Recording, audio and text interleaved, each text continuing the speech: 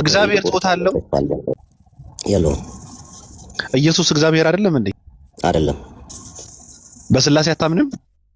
አምናለሁ። እና ኢየሱስ እግዚአብሔር አይደለም? አይደለም። ኢየሱስ የስላሴ አንዱ አካል ነው? ወልድ እኮ ኢየሱስ የስላሴ አንዱ አካል ነው ወይ? ኢየሱስ ራሱ ኢየሱስ ነው። ኢየሱስ የስላሴ አንዱ አካል ነው ተብሎ አይጠራም። ከአንዱ አካል አይደለም፣ ወልድ ነው ኢየሱስ። እንዴ እኮ ወልድ የስላሴ አንዱ አካል ነው ወይ? እንደዛ አስተካክለው። ወልድ የስላሴ ወልድ ጾታ አለው የለውም? የለውም።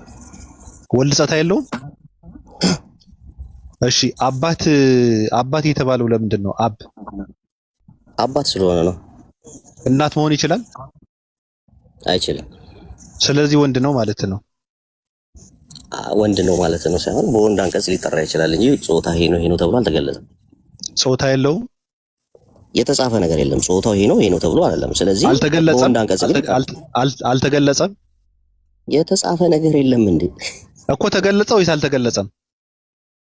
የተጻፈ ነገር የለም እኮ እኮ ተገለጸ ወይስ አልተገለጸም? ወዳጄ አማርኛ እኮ ነው የምናወራው። የተጻፈ ነገር የለም እኮ ለምንድን ነው እንደው ያም ነው ወይም አይደለም ተብሎ የተገለጸ ነገር አለ ወይስ የለም? የለም። ጾታው ይሄ አልተገለጸም። ታዲያ ለምን ደፍረህ አልተገለጸም አትልም? ለምን አሳፍረህ አልተገለጸም ማለት ሴት ነው ወይም ወንድ ነው ተብሎ አልተገለጸም ለምን አትልም? የተጻፈ ነገር የለም እኮ አልኩህ እንዴ። የተጻፈ ነገር የለም ማለት ነው እኮ እስኪ አልተገለጸም በል ደፍረህ። ለምን እንድልፈልክ እንደዛ በላ ለምን አሳፍረህ አንተ ካልተገለጸ አልተገለጸም ለምን አትልም? እኮ ለምን እንድልፈልክ ነገ እየጠየኩህ ለምን እንድልፈልክ አንተ ስለፈራኸው ነው። አልተገለጸም በል ደፍረህ። አልፈራው። የተጻፈ ነገር የለም። ከሌለ አልተገለጸም ከሌለ አልተገለጸም በል። ለምን ይሄንን ቋንቋ ፈለከው? ለምን ይሄንን ቋንቋ ፈለከው? አንተ ለምን ፈራኸው? እኔማ በምገልጸው ቋንቋ ነገርኩ፣ በሚገባ ቋንቋ ነገርኩ። አንተ እኮ ነው ይሄኛውን በል እያልከኝ እኮ በግድ እኮ። አንተ ለምን ፈራኸው? አልተገለጸም ማለት ለምን ፈራኸው አንተ? ስለዚህ አልተገለጸም። ወንድ ነው ወይም ሴት ነው ተብሎ አልተገለጸም። የተጻፈ ነገር የለም አልኩ። አልተገለጸም። ስለዚህ ወንድ ወይም ሴት ተብሎ አልተገለጸም። የተጻፈ ነገር የለም። አይ ይመስለኛል ወንድ ወይም ሴት ተብሎ ተገልጧልና አልተገለጸም ካለ መንፍቅና ይመስለኛል። ለዛ ነው አታስገድዱት እንዴ። እኔ እኮ ለምን እንደፈራሁ እኮ ነው ግራ ይገባኝ። ሞቲቭ ምን አልተጻፈም ማለት በነገራችን ላይ አልተጻፈም ማለት ተነግሮም ሊሆን ይችላል ማለት ነው። ገብቶሻል? አልተጻፈም ካለ አንድ ሰው ተነግሮም ሊሆን ይችላል። ስለዚህ አልተገለጸም ካለ ግን በጽሁፍም ሆነ በንግግርም ሆነ በምልክት በቃ ሁሉም አልተገለጸም ብለህ ደፍረህ ተናገር። አልተጻፈም ካልክማ በንግግርም ሊኖር ይችላል። መጽሐፍ ቅዱስ ላይ ማመን ስለሆንኩ መጽሐፍ ቅዱስ ላይ እንደዚህ ተብሎ የተጻፈ ነገር የለም እያልኩ ነው። ስለዚህ ወንድ ነው ወይም ሴት ነው ተብሎ ስለዚህ አልተገለጸም። መጽሐፍ ቅዱስ ብቻ ነው የምታምነው? አዎ መጽሐፍ ቅዱስ ላይ ነው። መጽሐፍ ቅዱስ ብቻ ነው የምትቀበለው? አዎ እኮ ስለዚህ መጽሐፍ ቅዱስ ላይ አልተጻፈም። እንግዲህ ሁሉም ነገር መጽሐፍ ቅዱስ ላይ ተጽፎ አልቋል ብለህ አንተ አታምንም አይደል? አይ ተጽፏል። በቃ መጽሐፍ ቅዱስ ላይ በቂያችን የሆነ ነገር ተጽፏል። የቀረ ነገር የለም መጽሐፍ ቅዱስ ያልተጻፈ? የለም። ስለዚህ አምጣው። ስለዚህ ጾታ የለውም ነው ብለህ መመለስ ያለብህ አይደል እንዴ? የተጻፈ ነገር የለም እያልኩት እኮ አልተጻፈም አትበል። የተጻፈ ነገር የለም ማለት የቀረ ነገር አለ ማለት ነው።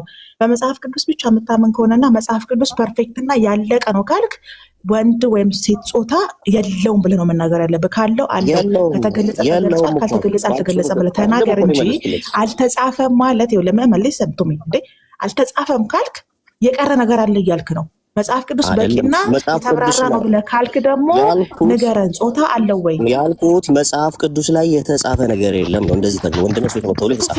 ስለዚህ ያልተጻፈው ጾታ ስለሌለው ነው ወይስ ደግሞ ጾታ ስለማይጻፍ ነው? ስለሌለው ጾታ ቢኖርማ ጾታውን ይነግሩን ነበር። በምን አወቅህ ጾታ እንደሌለ? ስላልተጻፈ ነው። ማንም የነገረን ሐዋርያ የለም። ስለዚህ ያልተጻፈው ስለሌለው ነው ወይስ ደግሞ ስላልተጻፈ ነው? በምን ታብራራልኛለህ? እሱ ነቢያቶቹም ሐዋርያቶቹም የለውም የሚሆነው ያሲዝም ገብተዋል። ለምሳሌ ብዙ ያልተጻፉ አሉ። የኢየሱስ ታሪክ፣ የነቢያት ታሪኮች በጣም ብዙ ያልተጻፉ አሉ። ስለዚህ መጽሐፍ ቅዱስ ውስጥ ያልተጻፈና ያልተካተተ አልሆነም አልተደረገም ብለህ ነው አንተ የምታምነው?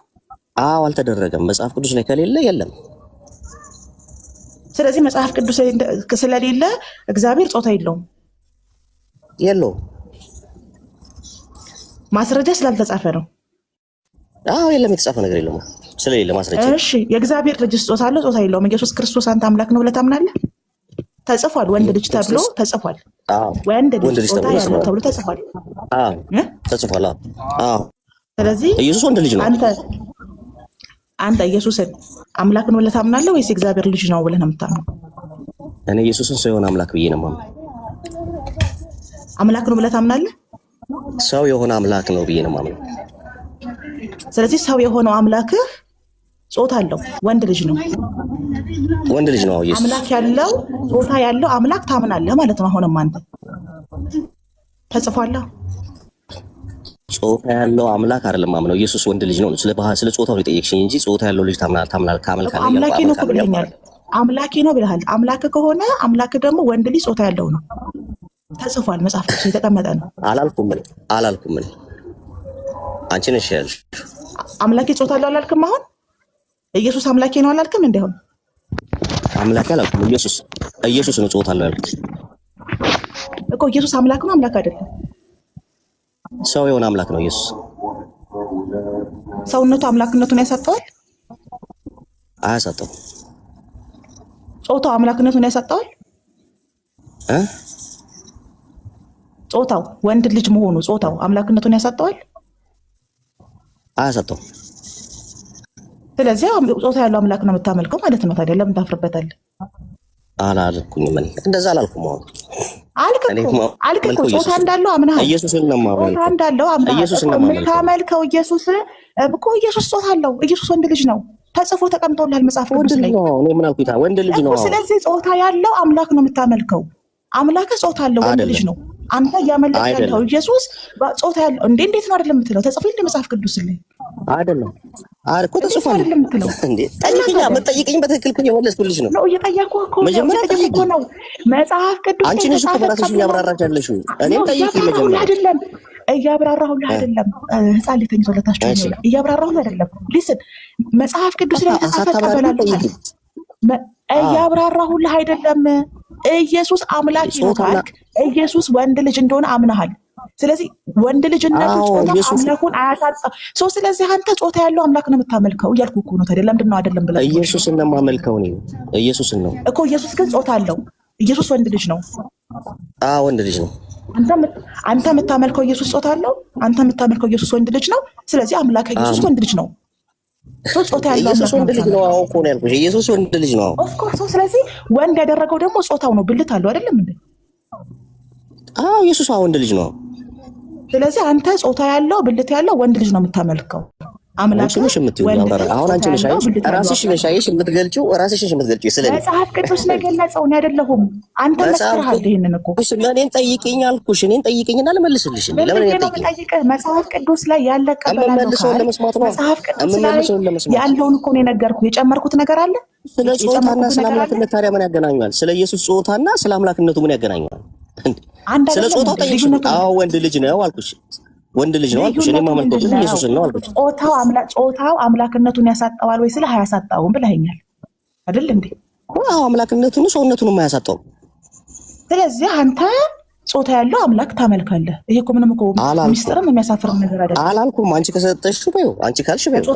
ከጾታ ውጭ ነው የምታመልከው። አምላክን ከጾታ ውጭ ነው የምታመልከው። ኢየሱስን ነው የማመልከው አልኩሽ እኮ። ኢየሱስ ጾታ አለው ጾታ የለውም? አለው። በቃ 4 ነጥብ። ቴንክ ዩ። ጾታ አለውና ኢየሱስን ነው የማመልከው። የተለያየ ነው ማምለክና ጾታው። ኧረ በቃ ምን ልታወራ ነው? በቃ ሄሎ በቃ ጨረስክ እኮ። ቴንክ ዩ። በቃ ጾታ ያለው አምላክ ወንድ ልጅ አምላክ ነው የሚያመልከው ምዕመናን። ያው እንግዲያውስ ምንም ማድረግ አይቻልም። ግን በግልጽ አማርኛ ስላወራህ ይሄን ላንተ ነው። አላልኩም። ለራሳችሁ መፍትሄ ትሰጣላችሁ፣ መፍታት ትጀምራላችሁ። ራሳችን አይደለም ዝም በል። አሁን ደግሞ መጠየቅ ትችላለህ። ደግመህ መጠየቅ ጠይቀኝና አጨብጭብልኝ። እንጠይቅሃለን፣ ቀላል እንጠይቅሃለን እንዴ? ወይ እኔ ኢየሱስን ነው የማመልከው ነው። ጾታው ምንድነው? ወንድ የማመልከው ግን ኢየሱስ ነው። በቃ መለስከው እኮ ደጋግመህ። ምንም ችግር የለውም ነው። እሺ ቀጥል። አሁን ወደ ግል ጉዳያችን ልንገባ ነው እና አይ በቃ መለስክልን ጥያቄያችን። አምላክ ኢየሱስ ወንድ ልጅ እንደሆነ አምናል። ወንድ ልጅ የሆነ አምላክ ነው የምታመልከው። መልሰህልናል፣ እናመሰግናለን። ኢየሱስ አላልኩም እንዴ ያሟል እንዴ ወንድ ልጅ ነው ወንድ ልጅ ጾታ እንዳለው አምነህ አምላክነቱ ጾታው አምላክነቱን የሰጠው ላይ ስትባል አያሳጣውም ብለህ ከመሰከርክ በኋላ የምታምነው እሱን ነው ብለህ በዛ ላይ ደግሞ መጽሐፍ ቅዱስ ላይ የተጻፈ እቀበላለሁ ያልተጻፈ አልቀበልም በማለት ነው እንደዚህ አይነት መርፌ ወጋሁህ ማለት ነው። ክብር ለመርፌዎች ይሁን። ከሰባቱ አንዱን ዛሬ ተጠቅሜያለሁ። ጸጋ በእኔ ላይ ይደር። ስለ አባታችን አባ ገብረ ማርያም የይቅርታ መግለጫ ወጥተዋል። ቤቤ 1-3 ደቂቃ ካለህ እንሄድበትና እንዴት አሻጥርና ፖለቲካ እንደሰራባቸው እንተንተን ወይስ ሌላ ፕሮግራም አለ? ርዕስ አድርገናቸው ስለከረመ ቅድም እያወራሁበት ነበረና በአጠቃላይ ስለ እርሶ ብቻ ሳይሆን ስለ ሌሎቹም አባቶች በነገራችን ላይ የእምነት አባት ሲባል እስከ ጥግ ድረስ መስዋዕት የሚከፍል አባት ነው የማውቀው። ለእውነትን የሚሰዋ ለእውነት አንገቱ የሚሰጥ የሚያልፍ የሚረሸን አባት ነው የማውቀው። እኛ አባት በተለይ ደግሞ በስላሴ ዙሪያ ከባዱ ነገር አሁን ስናወራበት የነበረው ይሄ የጾታ የሚባለው ጉዳይ ነው። ስለዚህ አካል የሚባለው ነገር እንኳን ለአካል እንኳን ነጥለው ይቅርታ ቢጠይቁ ትልቅ ነገር ነበረ። እኛ አባት ግን ወጥተው አስገድዷቸው ነው ሌላ ነገር ይሄ ምክንያቱ ሌላ ነገር ሊሆን ይችላል። እንደውም ይቅርታ መጠየቅ ያልነበረባቸው በጾታ ጉዳይ ነው። ምክንያቱ የስላሴ አንዱ አካል ወንድ ልጅ ስለሆነ ወንድማችንን ገብተው የምናመልከው ወንድ ልጅ ነው ብሎ የመሰከረለትን ወንድ ልጅ ስለሱ ግን አልተማርኩም ስለሱ ይቅርታ ብሎ ማለታቸው ጥፋት ነው ያጠፉት። አባት ልለው አልችልም። ይሄ ሰውዬ አማኝም አይደለም። ዛሬ አንዴ እንደዛ አይነት ኮንቴክስት አይደለም ያለው። ሙሉ ቪዲዮን ሰምተሃል? ሙሉ አልሰማውም። እንደውም እኔ ይቅርታ አልሰማውም። ሰው ነው የነገረኝ እዚህ ከገባው ሙሉን ስለሰማሁ እኔ ልተርክልህ። እኔ ሚስትህን እመነኝ ጠላት አላምንሽም።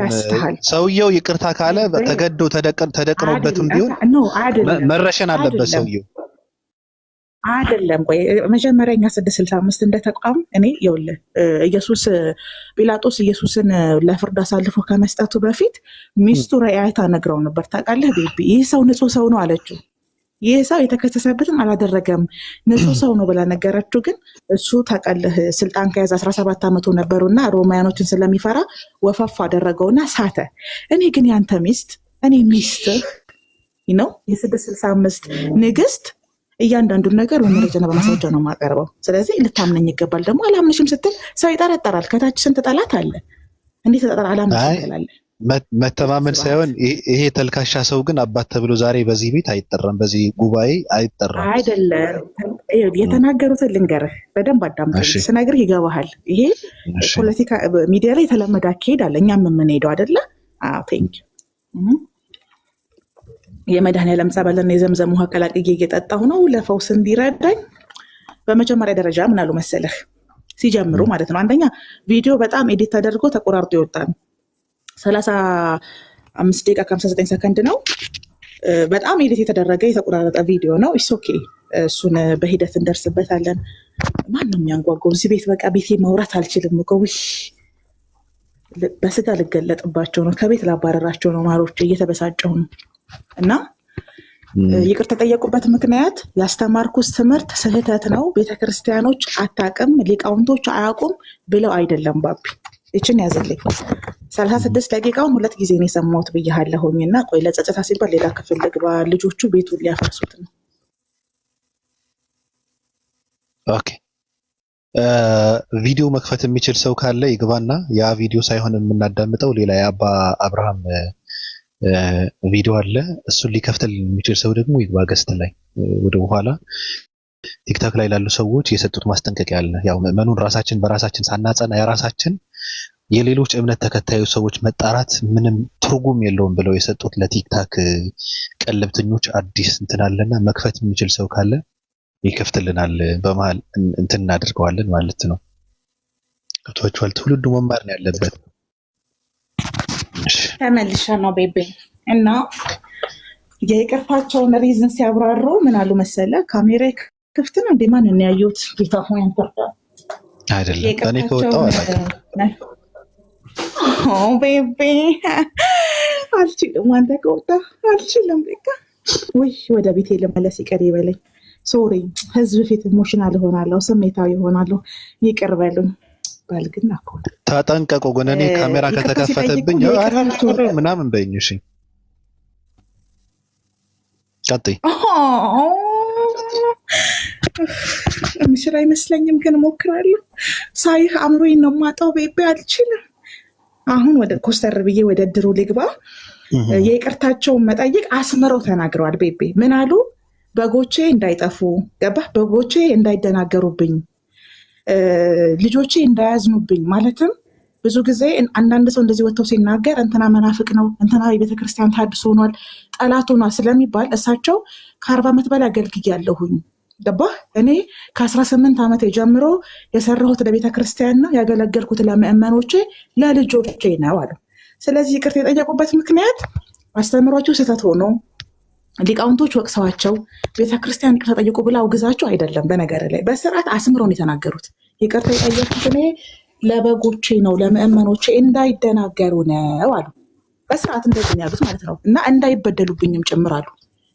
ገብተዋል? ይሄ ማለት ልክ አሁን ማህበራዊ ሚዲያ ላይ አታክ የተደረጉት በፕሮቴስታንት በጴንጤዎች ልጁ እየደጋገመ ሆስቱ ያነሳባቸዋል። ጴንጤዎች ሙስሊሞች እንዲህ እያሉ ምናምን እያለ ያነሳባቸዋል። እና ግን ምን አሉ መሰለህ? ስለ ትምህርቱ ሲናገሩ ትምህርቱ ስህተት እንዳልሆነ ሲናገሩ እንዲህ አሉ። ይሄ ትምህርት አሉ ወጥቶ አያውቅም በብዛት አሉ።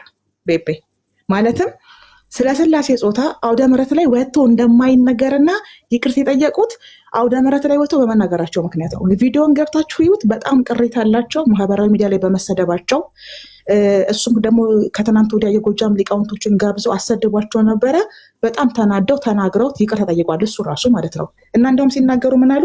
አንድም ሊቃውንት የተቃወመኝ የለም አሉ፣ አንድም ሊቃውንት የወቀሰኝ የለም አሉ።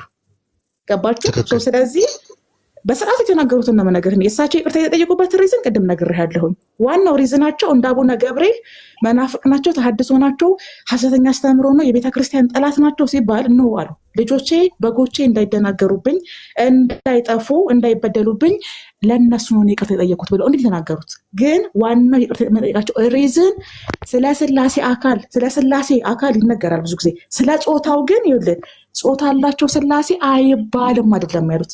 ስላሴ ጾታ የላቸውም ብሎ አይደለም የተናገሩት። በደንብ ነው ማስረዳ። ምንድን ነው ያሉት? ስለ ጾታቸው አንናገርም፣ የስላሴ ጾታ አይናገርም። እየገባህ ነው ልዩነቱ? ቤቤ እየገባኝ ነው። ግን መጨረሻ ላይ ግን ከፍተው የሚያሰማን ሰው እንፈልጋለን። እንትኑ የንግግራቸውን ጭምር ቀጥይ። 36 ደቂቃ ነው ብትሰሙት፣ እኔ በጣም ደስ ይለኛል። ስላሴ ጾታ የላቸውም አጥፍቻለሁ አይደለም ያሉት። የስላሴ ጾታ አይነገርም። እና ምን አሉ? እንደውም ሊቃውንቶች አባቶቻችን እንደዚህ ይላሉ፣ ምዕመናን መሸከም የማይችሉትን ነገር አውጥታችሁ አውደ ምሕረት ላይ አትናገሩ፣ ሚስጥረ ስላሴና ሚስጥረ ስጋዌ ሚስጥር መሆን ያለባቸው ነገሮች አሉ ብለው አስተምረውናል አሉ። መምህሮቼን ደውዬ ስጠይቅ እንዲህ ብዬ እኮ ተናገርኩኝ፣ ይህን ጠይቅ አቅሼ ብዬ ስነግራቸው እኔ ስለ ጾታ አስተምሬሃለሁ አሉኝ። ገባ ሰው? ስለዚህ የእሳቸው ስህተትና ጥፋት ሚስጥረ ስላሴንና ሚስጥረ ስጋዌን አውደ ምሕረት ላይ ለምእመን ሁሉንም ነገር መናገር እንደሌለባቸው ያውቃሉ። ሊቃውንቶቹም ይሄን ነው የሚያደርጉት። ገባህ? እና ጥፋታቸው ምንድነው? የእሳቸው አንድ ወጣት ስላሴ ጾታ የላቸውም፣ አንተም አንቺም አይባሉም፣ እግዚአብሔር ጾታ የላቸውም ብሎ ሲናገር ስለሰማሁት እሱን ለማረም ነው። እንደውም ጠቅሰው ለእግዚአብሔር እጆች አሉት፣ አይኖች አሉት፣ እግሮች አሉት፣ የቀሩት አካላቶችም አሉት ይላል። ሌላ ደግሞ መጽሐፈ ሚላድን ጠቀሱና ያንን ተመርኩዥን የተናገርኩት አሉ። ዘፍጥረት ላይም ሰውን በአርአያችን እንደ አምሳላችን እንፍጠር ይላል። ግን አሉ እዛ ቦታ ላይ አካላችንን እንጂ ጾታችንን አይመስልም አሉ። ገብቷል? ምክንያቱም ለስላሴ ጾታ አላቸው ብለን ስለማንናገር አሉ። ገብቷል? እና እያሰመሩ የተናገሩት በጣም ከፍቷቸዋል፣ በጣም አዝነዋል። ግን 40 ዓመት የደከሙበት ቤተክርስቲያን ያስተማሯቸው ልጆች አይነገርም፣ ህግ አላቸው፣ ሚስጥር ነው። እሳቸው ምንድነው ጥፋታቸው? ወጥተው እውነቱን ተናገሩ። ገባ? ዘረገፉት። እና እንዴት እንደዛ ይናገራሉ ሲላቸው እንደውም ሳት ብሎኝ ነው አሉ፣ አዳልጦኝ ነው፣ እንደው ሰከር ብዬ ነው ማለት ኢሞሽናል ሆኜ ነው በዘመነኛ ቋንቋ እንጂ ጠጥተው እንዳልነበር መድረኩ ላይ ስላየናቸው እኛ ምን መሰክራለን። እና የሰውየውን ንግግር ለማረም ስላሴ ጾታ የላቸውም፣ ወንድም ሴትም አንተም አንቺም አይባሉም ላለው ሰውዬ ለእሱ መልስ ለመስጠት ቸኩል የተናገሩት ነገር ነው እና ስላሴ ጾታ የላቸውም አላሉም። የስላሴ ጾታ አይነገርም ነው ያሉት።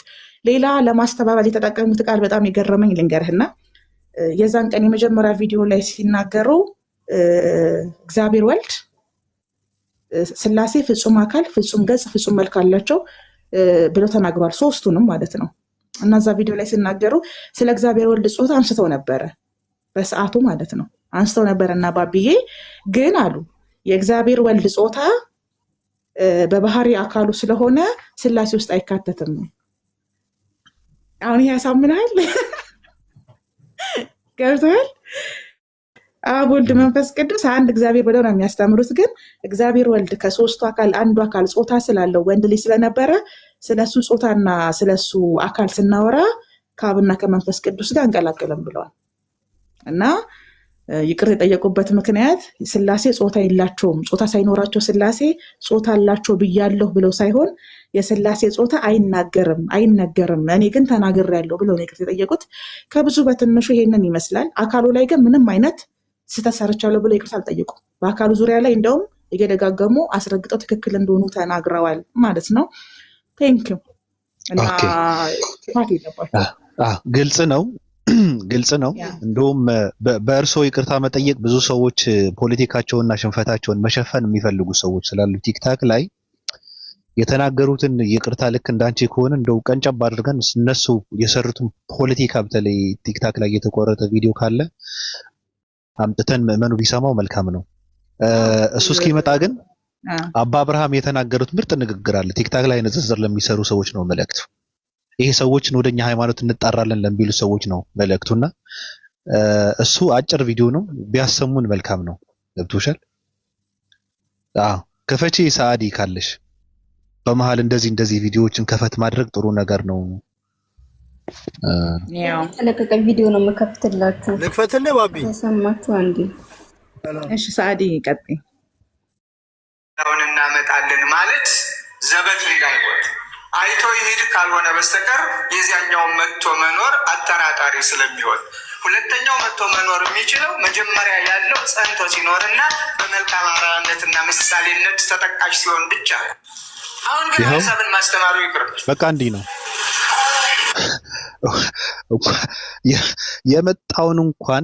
የመጣውን አዲስ እንኳን ቢመጣ ጸንቶ ሊቀጥል አይችልም። በቃ እንደዚህ ነው። ምክንያቱም መሰረቱ እየተናጋ ነው። ያለውን ሳይጸና እንዴት ነው አዲስ ሰው መጥቶ ሊጸና የሚችለው ነው። በቃ ትልቅ ትምህርት ነው የሰጧቸው። አሁን ግቢ ኦፓል ወደ ነገረችሽ ቪዲዮ እንስማው። ኦኬ ኢትዮጵያ የተዟዟርኩ ባሉበት ከጎንደር እስኪ እንዴ ልክ ስጋ ኦፓል ከዩቲዩብ ነው እንትን ልታደርግ የፈለግሽው? ይሄ ነው። ኦኬ እኔም ምጥጥዬ ቦልሽ ጥቂት የውቀት ይሄ ነው ኦፐን። እሺ በቃ ሀሳቡን አልተቀበሉትም። ይሄን ሀሳብ ወስደው በተለይ በእስልምና እምነት ያሉት ከሌላ ቤተ እምነት ውስጥ ያሉት ኦርቶዶክስ ተዋሕዶ ቤተክርስቲያን ላይ ስላሴ ላይ ይቀልዱ የነበሩ ይሄ አይደለም እሳቸው መጀመሪያ ቪዲዮ ላይ ገብተው አልኩሽ እኮ ሚስጥረ ስጋዌና ሚስጥረ ስላሴን አውደ ምሕረት ላይ ወጥተው ለምእመን አእምሯቸው መቀበል የማይችለውን ነገር መናገር እንደሌለባቸው አባቶቻቸው እንዳስተማሩና እሳቸው ስህተት እንደሰሩ ይናገራሉ። ገባሽ? ያ ተናግረዋል አለ ኦፐን አለ። ቀጣይ መናገር እንደሌለበት ተናግረዋል። ሰምቼዋለሁ። እዚህ ላይ አለ። አይ ቲንክ አዳምጪውና አንቺ ያልሽው ሀሳብ አለ። መናገር የለበትም አባቶች ያኔ ውስጥ ነው መናገር ያለበት ብለዋል። ነገር ግን ለምእመናን ወጥተን ተናግረን እንዲደናገሩ ማድረግ የለብንም የሚል ሀሳብ ተናግረዋል። ኦኬ ክፈች ግን ስሚውና ከእሱ አኳያ ነው ቪዲዮ ይሰራል። አቅርባችሁ ጠይቋቸው አላችሁ። እግዚአብሔር ይመስገን እሺ ብለን ነበር። ቀኑ ውሎ ሳይሄድ እሳቸውን አገኘ። ዛሬ እንዲሁ እንደ አንድ ጋዜጠኛ እንዲህ ነው ብዬ አልጠይቃቸውም። እንደ አባት ማስረዳት ያለባቸውን ልክ እንዲያስረዳችሁ እንድንሰማቸው እንድናደምጣቸው ፈልጋለሁ። ባለፈው የተከሰተው ያን ትምህርት ያስተማሩት የት ነው? ሰኔ 21 የእመቤታችን እንጸተ ቤተ ክርስቲያን ከዛ ክብረ በዓሉ ላይ ያስተማርኩት። የሀገረ ስብከቱ ስራ አስኪያጅ ነበሩ። ሊቀ ስልጣናት ሲሉ ሰምቻለሁ። ሀገረ ስብከቱ ስራ አስኪያጅ ባሉበት፣ መካነ ነገስት ግምጃ ቤት መምህር ባሉበት፣ ብዙ ሊቃውንት የጎንደር ሊቃውንት ባሉበት ትምህርቱን ካስተማሩት በኋላ ቸስ ሰምተዋል በሚዲያው። ትምህርቱ ምን ነበረ? እስኪ እሱ መጀመሪያ አምነውበት ወይስ እንደው ቀን የማይጥለው የለ ሆኖ ነው ያስተማሩት? አገጥ ወይም ጋጥ ብሎኝ እዛን ጊዜ ትንሽ አንዳንዴ መስከር አለ አይደለ? በምስጢር አንዱ መነኩሴ ምን አሉኝ፣ እኔ ግን እዚህ ጋር ጥያቄ አለኝ። ኦፓን መስከር አለ ብሏል። ስለዚህ እየጠጡ እንደሚሰክሩ ምናምን እንደሆነ ነው እኔ የተረዳሁት። ይቅርታ አይደለም።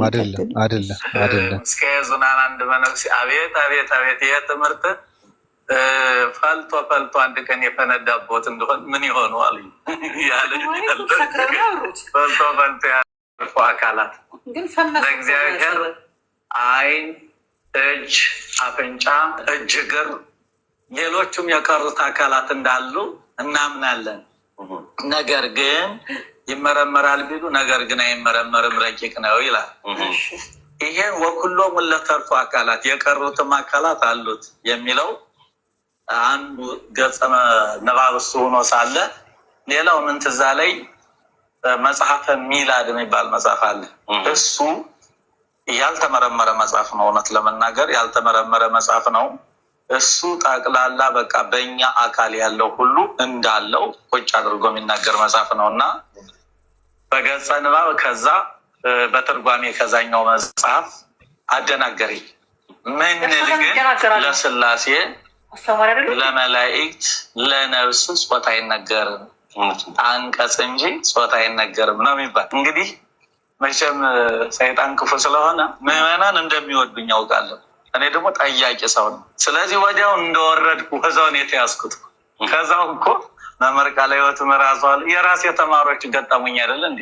ወርጄ ከዛ አስተምሬ ምክትል ያረኳቸው ከዚህ ቀደም እንዲህ ብለው አላስተማሩንም። ይሄ አዲስ ቃል ነው አሉና የገዛ ተማሪዎች አንቀው ያዙ። ከዛ በኋላ ወዲያው መደዋወል ጀመርኩ ወደ ርዕሰ ሊቃውንት፣ ወደ እነ ሊቀ ሊቃውንት ጠቅላላ ወደ መምህሬ አሉ ወደ ተባሉ ጓደኞቼ ደወሉ። እንዲህ እንላለን ወይ ተሳሳትኩ እኮ ሰውን አደናገርኩ እንዴት ነው ምናምን ስል መች እንዲህ ብለን ተመረን።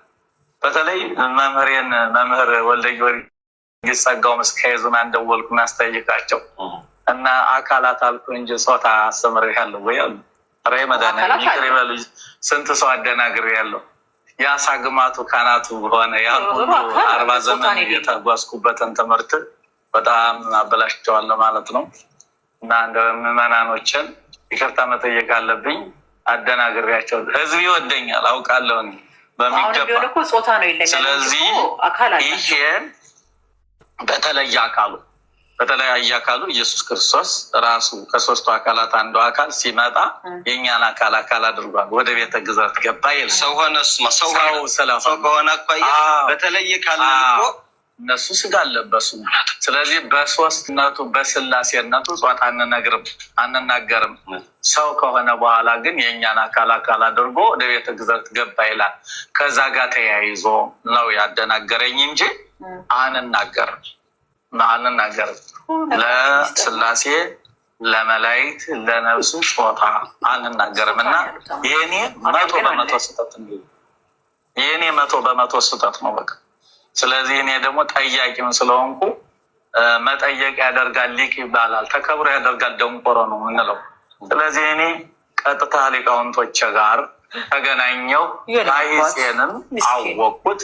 ስለዚህ ቤተክርስቲያኒቱ አባቶች የማይሉትን ኦርቶዶክስ ተዋሕዶ ቤተክርስቲያን የማትናገረውን ተናግሬ ሲኦል መውረድ አልፈልግም። ስንት ዘመን የተማርኩትን ትምህርት ልበክለው ስለማልችል በዚህ ቃል የተደናገራችሁ ምዕመናን የተዋሕዶ ተከታዮች የኔ ዳሂጽ እንደሆነ ልታውቁልኝ እፈልጋለሁ።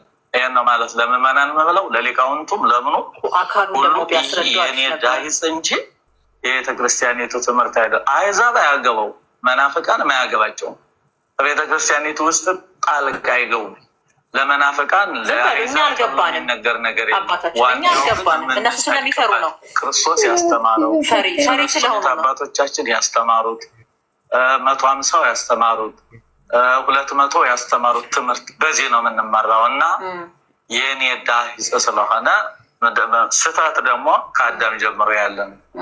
ስለዚህ መላእክቱም ይስታሉ እንኳን የሰው ልጅና ይሄ የኔ ዳሂጽ 100% እኔ የተሳሳትኩት እንጂ የቤተ ክርስቲያኒቱ አስተምሮ ባለመሆኑ በዚህ የተደናገራችሁ የክርስቶስ የተዋሂዶ ልጆች 100% ብድግ ብዬ ይቅርታ ጠይቃችኋል። ስለዚህ እግዚአብሔር ይመስገን።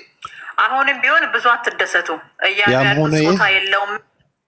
ያም ሆነ ይህ በነገራችን ላይ በምትሉን አይደለም እኮ ማወራው ጋይስ አንድ ነገር ያም ሆነ ይህ በነገራችን ላይ አንድ ሰው 40 ዓመት ሲያገለግል የነበረ ሰው ታላቅ ሰው አስተማሪ የሆነ ሰው እኔ አንገቴን ሰጥበታለሁ የተማርኩትን ነው ብሎ ጠቅሶ ሲናገር የነበረ ሰው ተገዶም ይሁን ተረግጦ ወጥቶ እንደዚህ ማለት ለኔ ቡሽቲ ነው ሰውየው ማለት ነው። እኔ አልቀበልም። ነገሩን ነካክተው ካወጡት በኋላ ትውልድና ምዕመን እንዳይጠፋ የሚባል ነገር የለም። በቃ የሚጠፋበትን መንገድ በሩን ከተገነጠለ በኋላ ኦርቶዶክስ ውስጥ ያለውን ጉድ ከገለጡ በኋላ ካሳዩ በኋላ ምዕመን አይጠፋም ብሎ ማለት ሞኝነት ነው። ስለዚህ ሰውየው መረሸን ነበረበት። ራሱ ፈሪ ቀዘናም ሰው ነው። እንደዚህ ማለት የለበትም። እኔ አንገቴን የምሰጥበት ትምህርት ነው ብሎ አመሳክሮ ሲናገር አስፈራርተው ልጆቼ ተማሪዎቼ ተቀበሉኝ አለ እኮ ከታች ገና ሳልወርድ ከጉባኤው ከመድረኩ ሳልወርድ ልጆቼ ተቀበሉኝ አለ። ስለዚህ ልጆች ተቀብለው ሲጠይቁ ጥያቄ ስለፈጠረባቸው ነው። ምዕመኑ ሁሉ አሁን እዚህ ጋር መጥቶ ይቅርታ በመጠየቁ ይሄ ጥያቄ የሚያቆም አንድም ሰው አይኖርም። ከዚህ በኋላ ሁሉም ይጠይቃል። ሰውየው ሽንታም ሰው ነው። መቀጠል ነበረበት። የተቃወሟቸው አባቶች ካልተቃወሙት ትልልቅ አባቶች አስተማሪዎች ካልተቃወሙት ስለዚህ ሰውየው የተናገረው አንደኛ ነገር የምስራቅ ኦርቶዶክስ ምናምን ሊያመጡ ምናምን ያለው አኬ ነው። የምዕራቡ ዓለም አመለካከት ምናምን ያለው ደግሞ ዘበነ ለማ ነው። ሃይማኖት አበው ዕውቀት ሳይኖራቸው እሱን እንትን የሚያደርጉ ሰዎች ያለው ደግሞ እፎይን ነው። ዘርጠጥ አደረገው ደናቁርት ምናምን ብሎ ዕውቀት የሌላችሁ ምናምን ብሎ በማይመለከታችሁ በሃይማኖት ምክንያትን እንኳን ምናምን ብሎ የለጠጣው እፎይን ነው። ሶስት ሰዎች ነው የተናገረው። ሰውየው ተመችቶኛል።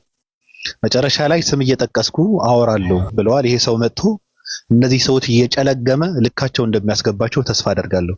ግን ልክ ነው። ዘበነ ለማ የተማረ ቢሆንም አሁን ዘበነ ለማ የሚነካው ሰው የለም። ኦርቶዶክስ ቤተክርስቲያን የማትፈቅደው ትምህርቶች አሁን ያስተምራል። የራሱ ፍልስፍና ይከታል አስተምሮ ውስጥ ማለት የሚነካው ሰው ግን የለም። አሜሪካ ነው ያለው። ማን ይነካዋል? እስካሁን ማን ያስፈራራው? በገሃድ ጾታ አላቸው። አዎ ብሎ ከተናገረ ማንም ሰው የተናገረው ሰው የለም። ምክንያቱም እሱ የተሻለ ሀገር ነው ያለው። ቴንክ ቤቢ የተሻለ ሀገር ነው ያለው። ማንም አይናገረው። ሁለተኛ በማስረጃና በመረጃ ይሞክታል። ታውቃለህ? እኛ አባት ግን ደካማ ናቸው እኮ ነው የምልህና እኔ ሙሉ ቪዲዮን ብታይ በጣም ደስ ይለኛል። ሀዘናቸው ፊታቸው ላይ ብታይ ልባቸው ስብር ብሎ እግዚአብሔርን ነው የምልህና በጣም ነው ያዘንኩት። እውነት በጣም ነው ያዘንኩት። እንዴት እንዳዘኑ እንዴት እንደከፋቸው ብታይ እንትኑ ራሱ እያወናጨረ ማውራቱ ራሱ እኮ የሆነ ነገር እንዳለ ግልጽ ነው። ግን እኔ አሁንም እቃወመዋለሁ ሰውየው። እኔ ሐሳቤን አልቀይርም። ሐሳቤ ግልጽ ነው። በግልጽ አማርኛ ነው ያስቀመጥኩት። ነገሩ ያወራውን ነገር እውነት እንደሆነ ለህዝብ በምዕመኑ ካሳወቀ በኋላ መናገሬ ግን ይቅርታ ለምን ሲባል አይ ምዕመኑ እንዲጠፋብን አንፈልግም። ለምን ምዕመኑ የሚጠፋበት ጉዳይ ግን እኛ ጓዳ ውስጥ እኛ ጉድጓድ ውስጥ እኛ ቤት ውስጥ አለ ብሎ ግልጽ አድርጎ ነው የተናገረው። ስለዚህ ይሄ ንግግር ደግሞ ለምዕመኑ ይጠቅማል ሳይሆን ያጠፋል ነው። ምዕመኑ ደደብ እንስሳ አይደለም። እኔ የተናገርኩትን ውሸት አይደለም። ውሸት አለመሆኑ ደግሞ አባቶች አልተቃወሙም። ንግግሬም ስህተት የለውም። ስለዚህ እንደዚህ ብዬ በመናገሬ ነው ይቅርታ የምጠይቀው ብሎ ለምዕመኑ አሳውቆ ይቅርታ መጠየቁ ምንድነው ያደረገው? ለነቃ ትውልድ እናንተ ሰዎች ሆይ ምዕመን ሆይ እኔ የደበቅኳችሁ አባቶችም የደበቁት እኛ ቤት ውስጥ ብዙ ነገር አለ በማለታችን ግን እኔ ያወጣሁትን ያው በማውጣቴ ግን ይቅርታ ጠይቄያለሁ ብሎ ማለት ምዕመናን ሆይ ፈትሹ እንደማለት ነው። ስለዚህ ማድረግ የነበረበት ሰውየው አንገቱን ሰጥቶ ተገሎም ይሁን ተረሽኖ ጥግ ድረስ መስዋዕት ሆኖ ምእመኑን ባለበት መፈተሹ እንዲቀጥል ነበር ማድረግ የነበረበት። ካልሆነ ግን የምእመኑ ቀንደኛ ጠላት አድርጎ ነው ምእመኑ የሚረዳው። አሁን ይሄ ሰው ማለት ነው ለምን እኔ የምደብቃችሁ ነገር አለ ብሎ ስለመሰከረ ራሱ ማለት ነው። እውነት አለ ያልነገርናችሁ ነገር አለ፣ ያ ነገር ግን ልንናገር አይፈቀድልንም ብሎ ማለቱ ማትነግረን ከሆነ ቀንደኛ ጠላት ነህ ተብሎ በምእመኑ እንዲፈረጅ ነው ራሱ በአደባባይ ወጥቶ ይቅርታ በሚል በአማርኛ ቃላት ሰይፉን የሳለው ይሄ ሰውዬ። ስለዚህ ቀዘና ነው የሚያጣቁት አይደለም። አሁን ለምሳሌ ከዚህ በፊት ንጽጽር ሲያደርግ አጎቴ ፎይ ከፎሱ ጋር ብልት ይመለካል ሲባል አዎ ይመለካል ብሏል። ገባ? ስለዚህ የሚመለት ብልት አካል አለ ማለት ነው። ገባ? የክርስቶስ ይሄ የክርስቶስ ስጋና ደሜ ነው ብሎ የሰጠው የክርስቶስ ስጋና ደም አለ። ለምሳሌ ቁርባን ማለት ነው። እዛ ስጋና ደም ውስጥ ብልቱ አይካተትም እንዴ? ምክንያቱም አሁን በስጋና በደም አይደለም ክርስቶስ ያለው። ገብቷል እያልኩ ያለሁት ግን እነሱ የሚያጠቁት የሚፈሩትን ነው። ዘበነ አዎ ስላሴ ጾታ አላቸው ብሎ ተናግረዋል ወገባቸውን ይዘው። እኛ አባት ግን አቅም የላቸውም ማለት ከደህንነት አንጻር ራሱ እውነትን ስትናገር ዋጋ መክፈል ነበረባቸው። አንተ ልክ ነህ፣ ግን እሳቸው ሊቃውንትን ቤተክርስቲያን አይደለም የሚጠይቁት ምእመኑን ነው። ምክንያቱም ሚስጥር አውጥተዋል። ያወጡት ሚስጥር ሊቃውንቶች የደበቁት ቤተክርስቲያን የደበቀችው ሚስጥር ስለሆነ ይቅርታ የጠየቁት ላወጡት ሚስጥር ነው። እኔ እኮ ለዛ ነው የተረዳኋቸው። ትክክል ናቸው ምን ለዛ ነው። ዘበነ ለምን ይቅርታ ጠይቅም? ገባ? እፎይ መቼ ይቅርታ ጠየቀ? እሳቸው ግን አቅማቸው አይችልም። በቃ እኔ ፊታቸው ላይ ያለ ሐዘን ያለ መከፋት የልብ ስብራት ልነግራቸው አልችልም። ከዚህ በኋላ ትንሽ ዓመት ነው እዚህ ምድር ላይ የሚቆዩት፣ ግን ቢያልፉ እንኳን አንድ እውነት ተናግረው ነው ያለፉት። ትውልዱ የሚመረምረው እውነት ነገ ደግሞ ታያለ። ይሄንን እውነት ይዞ የሚነሳ ትውልድ ይመጣል፣ የሚጠይቅ ትውልድ ይመጣል። ያንን ሊቃውንት የመሰጠሩት ይሄ ሚስጥር በጉባኤ ቤት የተነገረ ሚስጥር አዎ አባ ልክ ናቸው ብለው የሚናገር ትውልድ ይመጣል። ስለዚህ እኔ ይቅርታ በመጠየቃቸው ለምን በሐዘን ይሞቱ? ለምን ይገፉ? ምክንያቱም የሚያጣቁት የሚሰብሩት እውነትን ውሸትን ሳይሆን አቅም ያለውና አቅም የሌለውን ነው። ዲያስፖራ አይናገሩም፣ አጃባ ያለው አይናገሩም፣ ምላሰኛ አይናገሩም፣ ደካሞችን ያጠቃሉ። ስለዚህ ይሄን ያህል መስዋዕት መክፈል አለባቸው ብዬ ነው አላምንም። ግን የተናገሩት ነገር ጥፋት ቢሆን ቤተክርስቲያኗ የማታውቀው ሊቃውንት የማያውቀው ንግግር ቢሆን ቤተክርስቲያንን ይቅርታ ይጠይቃሉ፣ ሊቃውንትን ይቅርታ ይጠይቃሉ። እነሱ እኮ ምእመኑን የተደበቀውን ምእመን ሚስጥር የተሸሸገበት ምእመን የተደበቀ ሚስጥር በማውጣቴ ይቅርታ ነው ያሉት። ቀጥታ ይቅርታ እኮ እንደዚህ ነው እንጂ ስህተተኛ አስተምሮ አይደለም። ምክንያቱም ስላሴ ጾታ የላቸውም ማለት ነው። ዛሬ አይነገርም ያሉት። ስለዚህ የእሳቸው ጥፋት ምንድን ነው? መናገራቸው ነው። ስለዚህ እኚህን አባት አይ ይቅርታ አልጠየቀም ቢሉ ከቤተክርስቲያን አባረው መናፍቅ ብለው አውጥተው ይጥሏቸዋል። የት ይሄዳሉ? ዘመናቸውን የጨረሱበት ቤተክርስቲያን ነው። የደከሙበት 40 ዓመት የደከሙበት ቤተክርስቲያን ነው። የሚያውቋቸው ሰዎች እንኳን እሳቸው በመፈንቅል አይጠረጠሩም። ምክንያቱም ገና ተናግረው ሳምንት ሳይሞላቸው ሳይጠየቁ አስቀድመው ተልኳላቸው መናፍቅ ናቸው፣ ሴራ አለባቸው ነው ያሏቸው። 40 ዓመት አገልግለው ያሳደጓቸው የሚያውቋቸው ሰዎች ዞረው በ3 ቀን ውስጥ ተልኳላቸው መናፍቅ ናቸው፣ የውስጥ ጠላት ናቸው ነው ያሏቸው እንጂ የተናገሩት ነገር ልክ ነው ልክ አይደለም ብሎ የሞገታቸው ሰው ራሱ የለም። ስለዚህ እኛን አባት ልንረዳቸው ይገባል። በእውነት እኔ በጣም ነው ልቤ የተሰበረው ሙሉውን ቪዲዮ ሳይ። እውነት ሶሪ። አዎ ተሰምቶሽ ይሆናል ሐሳቡ። እኔ እንዴት አድርጌ ማስተላለፍ እንደምችል አላውቅም። ሁለቱንም ትክክል ነው ብዬ ነው ከቅድም ጀምሮ እንትን ያደረኩት። ለምን ሲባል ለቀረችውን እድሜው እንዲኖር ሲባል ያደረገውን ነገር ትክክል ነው። አስፈራርተውት ከሆነ በሰዋዊ ስሜቱ ያደረገውን ነገር ትክክል ነው። ለምእመኑ ግን አይጨነቅም። ምእመኑን ከዚህ በኋላ ለማትረፍ ብዬ ነው እንደዚህ ያደረኩት ብሎ ካለ ግን ስህተት ነው፣ ውሸት ነው። በሩን ገንጥሎታል። በሩ ከተገነጠለ በኋላ ምእመኑ ቆሞ ጸንቶ ይቀጥላል ብሎ ማሰብ ግን ስህተት ነው። የተገነጠለ በር የተከፈተ በር ነው ያለው አሁን ማለት ነው ሰውየው። ስለዚህ ወጥቶ ይቅርታ መጠየቁ ለቀረችውን ለማትረባችን ተልካሻ እድሜ ብሎ ይቅርታ መጠየቁ ትክክል ነው። ሰው ነው እኮ። እኔም አይመለከተኝም ገደል ይግባ ብዬ እኮ እንደዛ ልክድ እኮ እችላለሁ። በዛ ከሆነ ትክክል ነው። ለምእመኑ የምንጨነቅ ሰዎችስ፣ ለእውነት የምንኖር ሰዎችስ ትክክል አይደለም። የተደበቀ እውነት ካለ መውጣት አለበት። የማይነገራቸው እውነት ካለ ውስጥ አባታችን እንዳሉት አባቶች በመናገራቸው ካልተቃወሙ ዘሚካኤል ናግባሽ ሐሳብ አለ መሰለኝ በዚህ ጉዳይ ናግባ። አስፈራርተዋቸው ነው እያልክ ነው። ግባና ሐሳብ ስጥበት። ለእውነት መኖር መቻል አለባችሁ። አዎ ቴንክ ዩ። ሰላም እንዴት ነህ? ወይ እንዴት ነህ? ሰላም ነህ? አለን እንዴት ነህ? አለው አይ ቲንክ ምን አለ መሰለክ፣ አንደኛ ነገር የራሷ አሮባት የሰው ታማስላለች የሚባል ነገር አለ። ቶ በቃ አንተም የራስህን እንትን አድርግ። የምትናገረውን ሳይሆን የምታስበው ስለማቀኔ አንተ እንድትለፈልፍ እንደዚህ ብለህ እንድትቀደድ አልፈቅድልም። ውረድ ራሱ ለገስት የምትመጥን ሰው አይደለም። ውረድ። ሰላም ነው ቁጫጭ ሌላ ሰላም ብያለሁ አለ። በሚገርም ነገር አባትየው እኛ አባት አስተካክላለሁ ብለው ማለት የባሰ አበላሽቷል። ይሄን ስህተት እንዴት አደረጉ ሲባሉ ምን ብለው እንደመለሱ ታውቃለህ? ጠጥቼ ነበረ አላሉ። ይሄ ራሱ አላሉ እንዴ ብሏል አላሉ። አይ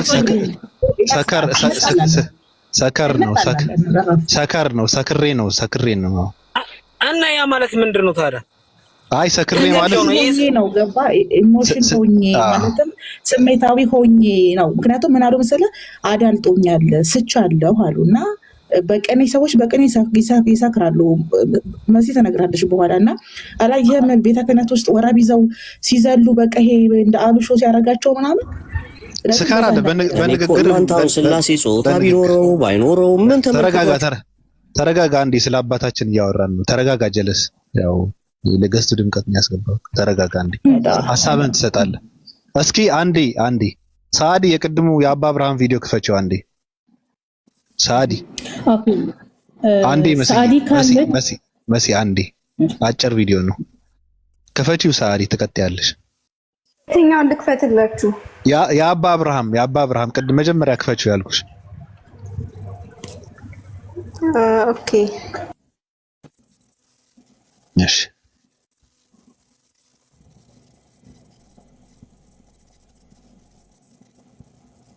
ተረጋጊ መስዬ፣ ምንም ማድረግ አይቻልም።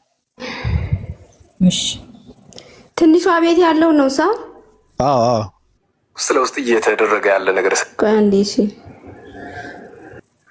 ያው አባታችን ትልቅ ትምህርት ነው ያስተማሩት። ያው የራሳችን መሰረት እየተናደ ስለሆነ የራሳችን መመን ሳናጸና ሌላ መመን መጣራቱ ትርጉም የለውም መልእክትን ያስተላልፉት። ይሄ ትውልዱ አይምሮ ውስጥ እንዲከት ነው የምፈልገው። ያው እውነታው ስለተን አባ አብርሃም ማለት ደፋር ሰው ማለት ነው። ይሄ ነው ሰሞኑን አንድ ነገር አይቻለሁ። እንደው መምህርን ሳይኖት እዚያ ላይ ምንድነው ለማንስበት አለው ነው አይደለም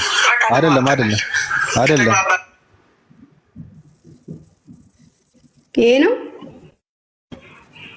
ያ ወይም ያ ከሶስት ቪዲዮዎች አንዱ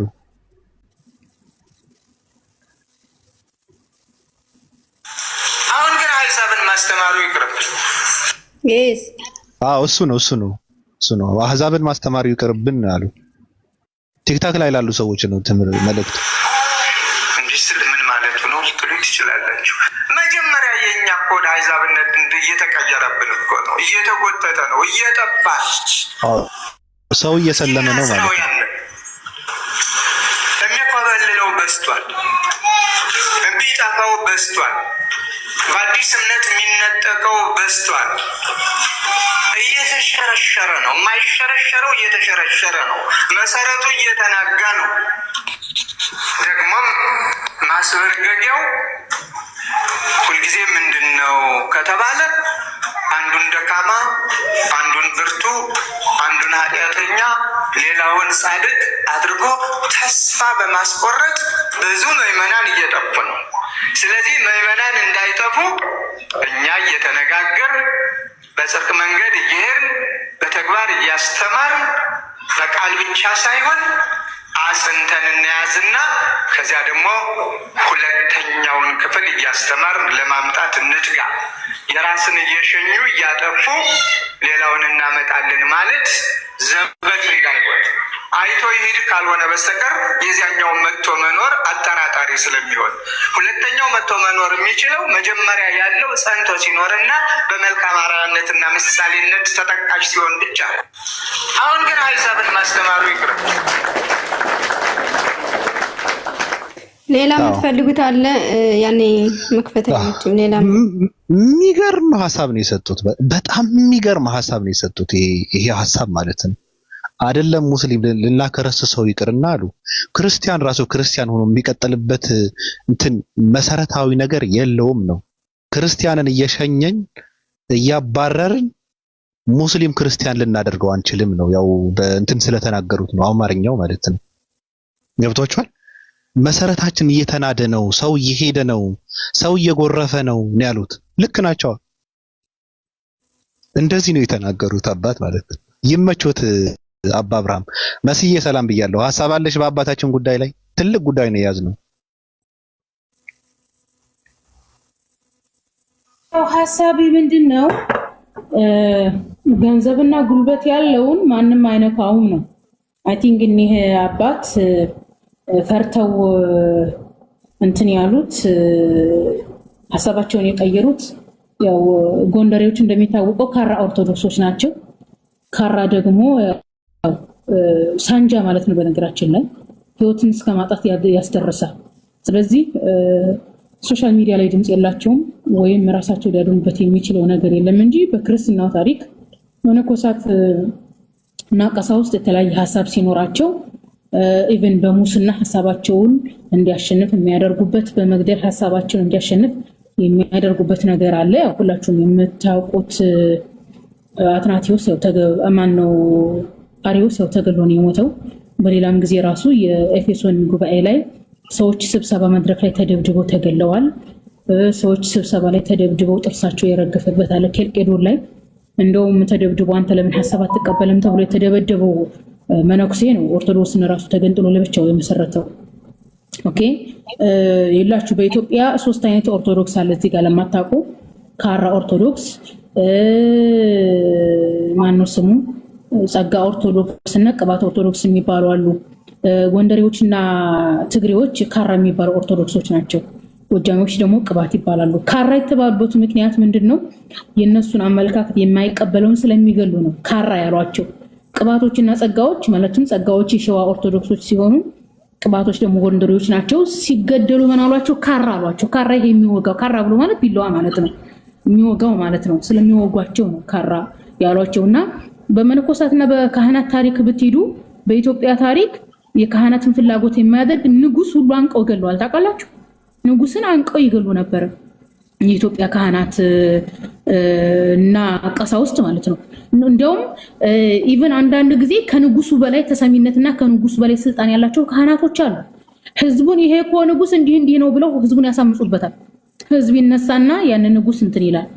አሁን ይህ አባት ህዝብ ላይ ድምጽ ስለሌላቸው ነው፣ አቅም ስለሌላቸው ነው ይቅርታ ያስጠየቋቸው እንጂ በግልጽ አማርኛ መምህር ዘበነ ለማ ስላሶች ጾታ አላቸው ብለዋል። በቤተ ክርስቲያን ታሪክ ስላሶች ጾታ እንዳላቸው አባቶች እንደሚያምኑ መምህር ዮሐንስ ጌታቸው ሌሎች የምናውቃቸው እዚህ ሶሻል ሚዲያ ላይ ያየናቸው አስተምሯል፣ ተናግሯል። ነገር ግን ወጥተው ይቅርታ ሲጠይቁ እንትን አላልንም። ነገር ግን እኒህን አባት ይቅርታ ያስጠይቋቸው ለምንድነው? ፎሲጋ ነው ለመጀመሪያ እኒህ አባት ተሳስተዋል ብሎ ለህዝብ አሳልፎ የሰጣቸው። ወይ ፎሲጋ ተከታይ መንገዋል አይደለም? ዲያስፖራው በፎሲጋ ላይ ኢንቨስት አድርጓል፣ ገንዘቡን አውጥቷል። የአረብ ሀገር ሸቃሎች ሳይቀሩ በአውሮፓና በአሜሪካ ያሉ ዲያስፖራዎች ራሱ በፎሲጋ ላይ ኢንቨስትመንት ስላደረጉ ኢንቨስትመንት ያደረጉበት ፎሲጋ ውሸታም ሊባል ነው። ስለዚህ ፎሲጋ ውሸታም ከሚባል እኒህ ደካማ አባት ምን አደረጉ? ይቅርታ እንዲጠይቁ ሆነ ማለት ነው። ይቅርታ የማይጠይቁ ከሆነ ካራ ኦርቶዶክሶች በያዙት ካራ ወጋ አድርገው ይገሏቸዋል።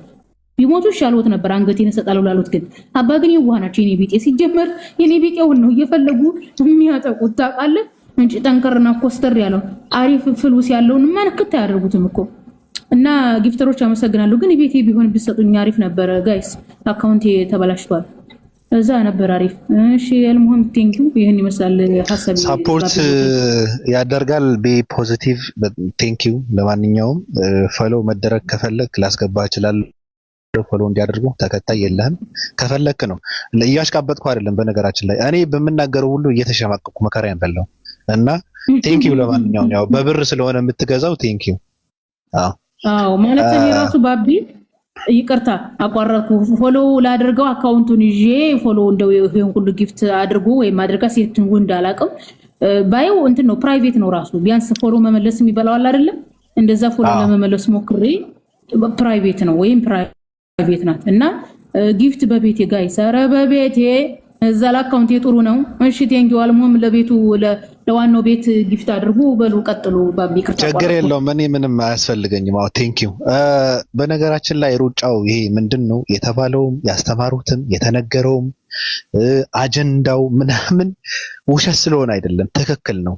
ግን ሙስሊምን ላለማስደሰት ከሙስሊም ጋር አንድ ይሄ የሚሆንበትን ጉዳይ ስለሆነ አንድ ላለመሆን ነው። አስተምሮቱና እውነቱ እኮ አንድ እኮ ነው። እግዚአብሔር አይን አለው ወይ? አዎ አለው። ምን ይመስላል አናውቅም፣ አልተገለጸም ነው። በቃ እንደዛ እኮ ነው። አልተገለጸም ላለማለት ከሙስሊሞችን ለመለያየትና ሙስሊሞችን ላለማስደሰት ይሄ ነው እዚህ ውስጥ የገቡት እነዚህ ሰዎች እኮ። ሌላ እኮ ምንም እንትን እኮ የለውም። ገና ሳሉ ሁሱ አልተገለጸም ብሎ ሲል አባቶች ወጥተው አይ ትክክል ነው አልተገለጸም የምንለውን ነገር እኛ ጋርም አለ ብለው ቢሉ እርኩስ ስለሆነ ነው እንጂ አባቶች ምዕመኑ በዚህ ልክ አይጀዝብም ነበረ። ምዕመኑ አያውቅም፣ እውቀት የለው። ሁሱ አልተገለጸም ሲል ያልተገለጸ አምላክ ማናመልክም ብለው ፖለቲካ ሲሰሩና እፎይ ምዕመኑ ፖለቲካ ሰራ። አባቶች ወጥተው አይ እኛ ጋር ያልተገለጸ ነገር አለ አልተገለጸ የምንልበት ጉዳይ አለ ብለው ገና ሳሉ ቢያብራሩት እንደዚህ አይነት ፖለቲካ ቤተክርስቲያኗም ምዕመኑም አባቶችም ላይ አይሰራም ነበረ። ስለዚህ ሙስሊም ጋር እውነት ሙስሊሞች ጋር ላለመገናኘት ከሙስሊም ጋር ላለመስማማት ሙስሊምን ላለማስደሰት ሁሱን ላለማስደሰት ባጭሩ ማለት ነው። ባጭሩ የሰራችሁትን ፖለቲካ እንዳይከሽፍባችሁ ነው ሃይማኖታችሁን እየካዳችሁ ያላችሁት ኦርቶዶክሳውያን። ይሄ ነው እኮ የሰራችሁትን ፖለቲካ እንዳይበላሽባችሁ ክርስትናን አሳልፋችሁ እንትን እያፈረሳችሁት ነው። መሰረቱን የምትንዱት ለእናንተ ፖለቲካ ሲባል ነው ኦርቶዶክስነትን ውሃ የሚበላው። ስለዚህ ልክ እንደ እስልምና ያልተገለጸ ነገር አለ ያልተነገረ ነገር አለ። ደፍራችሁ ማለት እንደዚህ ብላችሁ መመስከር መቻል አለባችሁ። በቃ ሽልማታችሁ የዚህ ዓመት ሽልማት የሚበረከትላችሁ ከእሱ ነው። እሱም አልተገለጸም የሚል ነው። በቃ እንደ ጊፍት ይሰጣችኋል። መጣችሁ እጁን ጨብጣችሁ የምትወስዱት ጊፍት አልተገለጸም የሚል ነው። ከዚህ በኋላ ትጠቀመዋለህ ማለት ነው። አይ እግዚአብሔር አይን ምን ይመስላል ስትባል አልተገለጸም። አይን አለ ወይ? አዎ አለው። የኛ አይመስልም ራሱ ማለት የለብም። የማን እንደሚመስል ልታስቀምጠው ስለማትችል የኛ አይመስልም ብለህ መዝለል የለብም። የማንንም ይምሰል አልተገለጸም ነው መልሱ። የኛ አይመስልም ካልክ አምሳይ ያለው የማንና የምን እንደሚመስል ታውቀዋለህ ማለት ነው። ካወቅከው ትናገራለህ።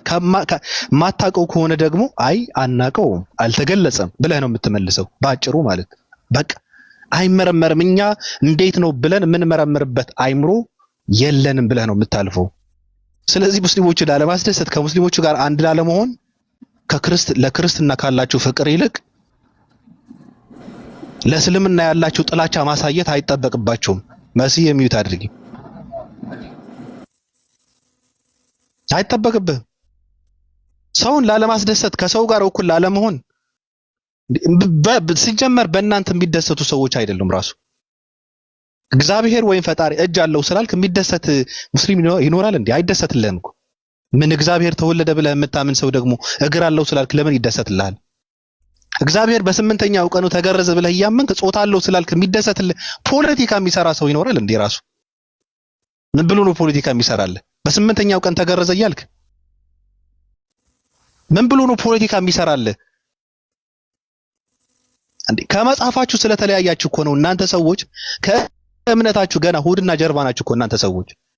በእናንተ ፖለቲካ የሚሰራ ያለም ጴንጤም ቢሆን ራሱ በአንተ ፖለቲካ አይሰራም። እሱም ካንተ የባሰ ነው። እግዚአብሔር ሴቶችን ኢየሱስ ሴቶን ቸመሰ ብሎ የሚያምን ሰው እኮ ነው። ምን ስሜት ያያል ብለው ሲያስተምሩ የነበሩ በቸርች እኮ ናቸው ጴንጤዎች። ማን ነው በእናንተ ፖለቲካ የሚሰራው?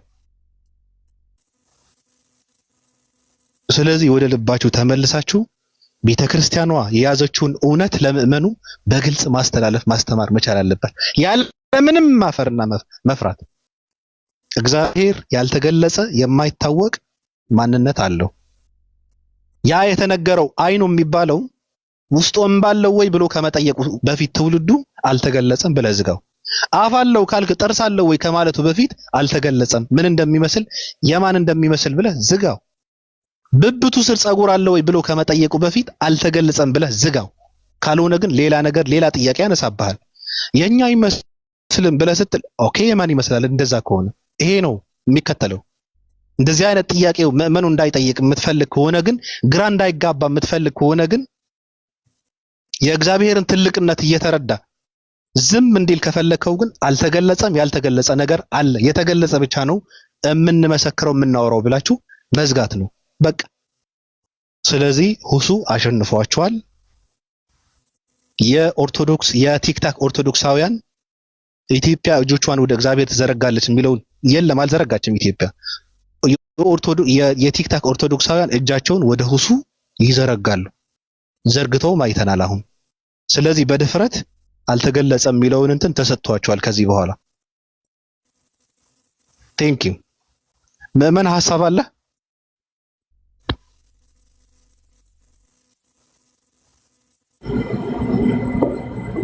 ምእመን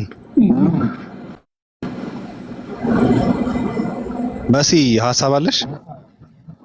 አዎ አንድ ወልዴ ሰንበት የተባሉ አባት አልተገለጠም ብለዋል። በነገራችን ላይ አላቅም ማለቀውን አልገልጥም ብለው ተናግረዋል። እንደውም እኔ ቪዲዮ ሰርቼበታለሁኝ።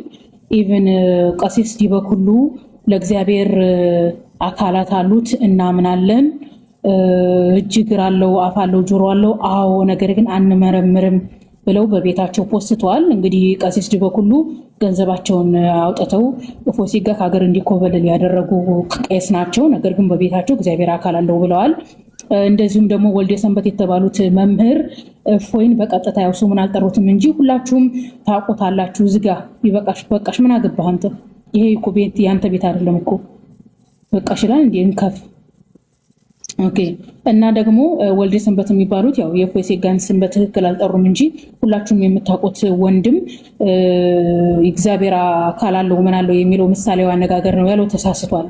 የእግዚአብሔር አካል ምሳሌያዊ አነጋገር ሳይሆን ቀጥታ አማናዊ ነው። እግዚአብሔር እጅ አለው፣ አዎ፣ እግር አለው፣ አዎ፣ ቀጥታ እውነተኛ ጆሮ፣ አፍ፣ እጅ፣ እግር አለው፣ ነገር ግን አይመረምርም ብለው አስተምረዋል።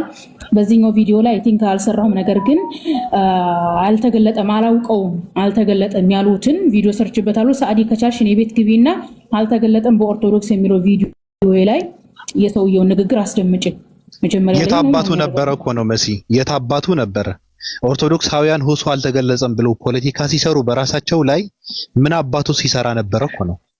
ታው እኛ ጋርም ያልተገለጸ ነገር አለ ብሎ ያልተናገረው አሁን አልተገለጸም ብሎ የሚናገር ሰው አላደንቀውም። ምን አባቱ ሲሰራ ነበረ ነው። ገብቶሻል? ትውልዱ ገደል እየገባ ዝም ብሎ እያየ ኑሮ አሁን አልተገለጸም ብሎ መመስከሩ ምንም ትርጉም የለውም። ገና ሳለ ትውልድ እንዳይጠፋ መከላከል ነበረበት። የሁሱ የእፎይ መጫወቻ ሲሆን ወጥቶ መናገር ነበረበት እንጂ በማለቱ ምንም ትርጉም የለውም። ምን አባቱ ሲሰራ ነበረ? ምን ሲሰራ ነበረ? ሃይማኖት መጫወቻ እያደረጉት አይደለ እንዴ? ነው እነሱ ሙስሊሙ ማህበረሰብ ማስደስ ከሚያስደስቱ ቢሞቱ አራት እግራቸው የሚበሉ ነው ደስታቸው።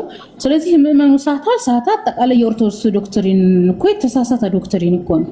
ኖርማሊ ያዘለም አቀፍም ኢየሱስ ፈጣሪ ብለው ነው የሚያምኑት። ኢየሱስ ፈጣሪ ብሎ አስተምሮ የለም። ጾሙም አስተምሮቱም መለኮቱም ደግማውም ቀኑናውም በቄስና በመነኩሴ ሐሳብና አስተያየት ያለ ነው። ያኔ ስላሶች በሺህ የሚቆጠሩ ቄሶችና መነኮሳት የተሳተፉበት ነው፣ የአንድ ሰው አይደለም። ለዚህ እኮ ነው አንድ ሰው ስለ ስላሴ ዛሬ የተናገረውን ነገ አይደግም የሚያል ነው ማለት ነው። ስለዚህ እነዚህ መምህር ወልደ ሰንበት የተባሉት ምሳሌያዊ አነጋገር አይደለም፣ አናቅም፣ አልተገለጠልንም ያሉትን ንግግር አሁን ፎሲ ጋር ይቅርታ ይጠይቃል ወይስ አይጠይቅም? ለምንድን ነው አራት አና ብቻ ይቅርታ የሚጠይቁት? ምክንያቱም ኦርቶዶክስ ምሳሌያዊ አነጋገር አትልም ብሎ ለኦርቶዶክስ ማህበረሰብ ይቅርታ ይጠይቃል አይጠይቅም? አሁን ኦርቶዶክስ ማህበረሰብ ምንድነው ይቅርታ ይባረራል ካለበት አንዴ ስራ ልገባ ነው። የትኛው ቪዲዮሽ ነው? ለትንሽ እንትን አልተገለጠም። የትኛው ቪዲዮሽ ነው? አልተገለጠም በኦርቶዶክስ እኮ የትኛው ቪዲዮሽ? አሁን የትኛው ልክፈት? አላሁመ ሰሊ ዐላ ሙሐመድ ተጽፎበታል እኮ ላይ አልተገለጸም የሚል ጽሁፍ አለበት እያለች ነው። እሺ አስከተለሽ ግን የቅድም ያሰማሽን የዲያቆኑ ድምጽ ብታሰሚን መልካም ነው። ሳዲ ጥሩ ምክር ነው። አልተገለጠም። በኦርቶዶክስ ቤተክርስቲያን የኦርቶዶክስ ቤተክርስቲያን ቄሶች መምህራን ምን እንደሚሉ ላሰማችሁ።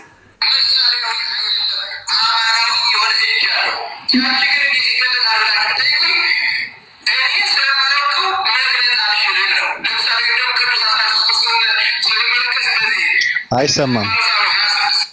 መምህር ቄሱን እንደሰማችሁ አይሰማም። እንግዲህ እስካሁን እንደዚህ የሰውየው ነው የሰውየው መምህር ቄሱን እንደሰማችኋቸው። እሺ መሲ ይቀጥል ወይንስ ላ የሰውየውን ብቻ በቃ አልተሰማም? አዎ እዚህ ጋር መሲ አንዴ ሁሌም እንትን የምታደርጋቸው ዲዊት አንዴ ሳዲ አንዴ ዲዊት ስታደርጊ በነገራችን ላይ የድምጽ ጥራት የለውም። የሁለተኛው እንትን ድምጽ ማለት ያንቺ ሳይሆን እንትን የምታደርጊ ብዙ ጊዜ ሰምቻለሁ እኔ በነገራችን ላይ እዚህ ጋር ስለሆነ ሳይሆን የታዘበ ሰው ይኖራል። በነገራችን ላይ ዲዊት ስታደርጊው ለምን እንደሆነ አላውቅም የሆነ ነገር ለማስተካከል ሞክሪ እንጂ ጥራት የለውም ማለት እንዲሰማ የምትፈልጊ ከሆነ ጥራት የለውም። እንደምንም አድርገሽ ልንገርሽ ብዬ ነው እግረ መንገዴ አስተካክዩ። ከምንድነው አላውቅም ዱዊት አደራረጉ ይሁን አላውቅም፣ ሪከርድ አድርገሽ ነው ታመጪው ይሁን አላውቅም ከምን እንደሆነ እሱን አስተካክዩ። ለዛ ነው ያልተሰማው። በነገራችን ላይ ሪከርድ አድርጌ ነው ማመጣው ግን ወይስ እኔ እንጃ ከስልኩ ችግር ካልሆነ በስተቀር ይሰማል። አይ ቲንክ ለአንቺ ይሰማሻል ግን ዲዊት የሚደረግ ያው ድምጽ ላይ እንትን ስለሆንኩ ነው። በነገራችን ላይ ጠይቂያቸው ራሱ ሰዎች እንደዛ ነው ዲዊት የሚደረገው ድምጽ በተለይ አንዳንድ ላይ በጣም እንትን አለመሰማት ሳይሆን የሚረብሽ ድምጽ ነው የሚገባበት ራሱ። እሺ አልሞ ሪከርደሮች ቤት አለላችሁ ገብታችሁ ማየት ትችላላችሁ። እኒህ አባት ምንድነው ያሉት? አላውቀውም ነው ያሉት። ሌላውን አላውቅም ነው ያሉት። አላውቅም የኔ አልተገለጠም ነው ያሉት። የተገለጠልንን እናምንበታለን ነው ያሉት። ቀጥታ ማለት ነው። ሸታም ለምንድን ነው የምትዋሹት ግን? አንድ ሲሆን ሐሳብ ሲሰጥ ተከትላችሁ አዎ አትበሉ። ቢስሚላህ ማለት የኔን ነው።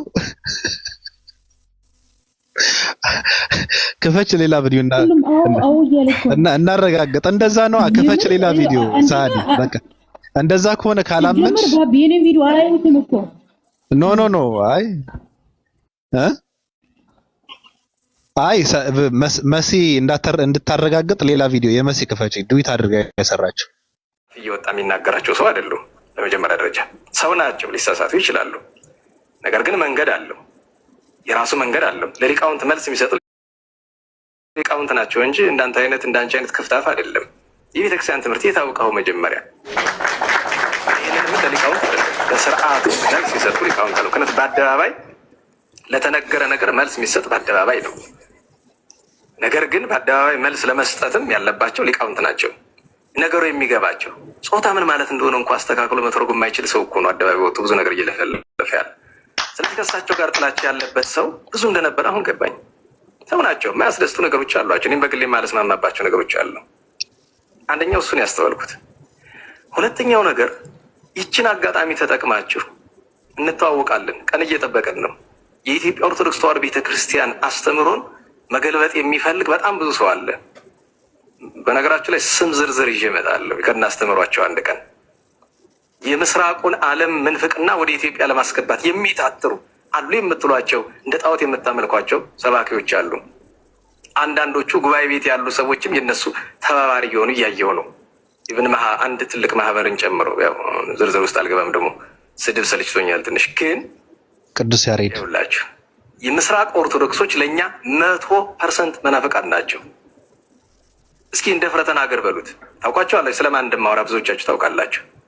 ይህንን አጋጣሚ ተጠቅማችሁ የምስራቅ ኦርቶዶክስን አስተምሮ ወደዚህ ለማስገባት አትሞክሩ እና የጉባኤ ቤት መምህራን ዝምታ ስላበዙ ነው እንጂ የኢትዮጵያ ኦርቶዶክስ ተዋሕዶ ቤተክርስቲያንን አስተምሮ የሚጠላ ሰባኪ ከአፍ እስከ ገደፉ ሞልቷል። ከአፍ እስከ ገደፉ የቤተክርስቲያንን ትርጓሜ የሚንቅ የሚያቃልል የማይቀበል የኛ የኢትዮጵያ ኦርቶዶክስ ተዋሕዶ ቤተክርስቲያን ከማንም ተውሶ የሚያሻት አይደለችም። በዚህ ዘመን ድሮ የሚያስፈልገውን ከሚያስፈልግበት ስፍራ ከእውነተኞቹ ከቅዱሳን ሊቃውንት አመጣለች። ከምስራቁም ከመካከለኛው ምስራቅም አመጣለች። አሁን ግን ከማን እንደምትዋሰው አስተምህሮም ስርዓትም የላት።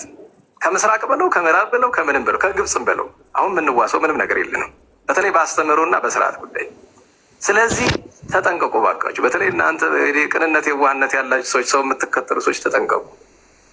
ለእሳቸው መልስ መስጠትና በዛው ሀሳቦ የቤተክርስቲያንን አስተምህሮ መንቀፍ ሌላ ነው። በጾታ ጉዳይ በጣም ብዙ ሀተት ያለ ጾታ ሲባል እናንተ እንደምታስቡት ወንድና ሴት ብቻ አይደለም። ለዛ ነው ሊቃውንት ይነጋገሩበት፣ ሊቃውንት ይነጋገሩበት። ከዛ በኋላ መፍትሄ የሚሰጡት ከሆነ ይሰጡታል።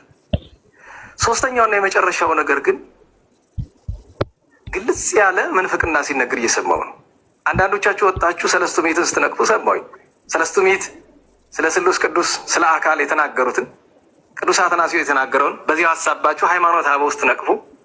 ዘመነኛ ወጣት የጻፈውን አንዳንድ መጽሐፍ ጥቅስ አድርጋችሁ እየጠቀሳችሁ ነውር ነው። ተው። እፎይ ነው።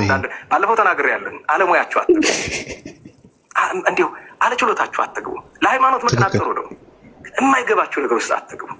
ለምን አንዳንዶቻችሁ የክፋት እንዳልሆነ አይቻለሁ። መስሏችሁ ነው።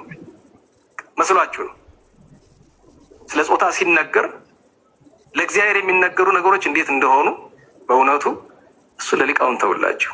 ትልቁ ስህተት እሳቸው ራሳቸው መምህሩ በገብረ ማርያም አንደኛ አለቦታው፣ ሁለተኛ ማብራሪያ በተገቢ መንገድ ሳይሰጡበት አነሱት እና ተጋላጭ ሆነ፣ ለሁሉ ነገር ክፍት ሆነ እና ቢነጋገሩበት ጾታ ምንድን ነው?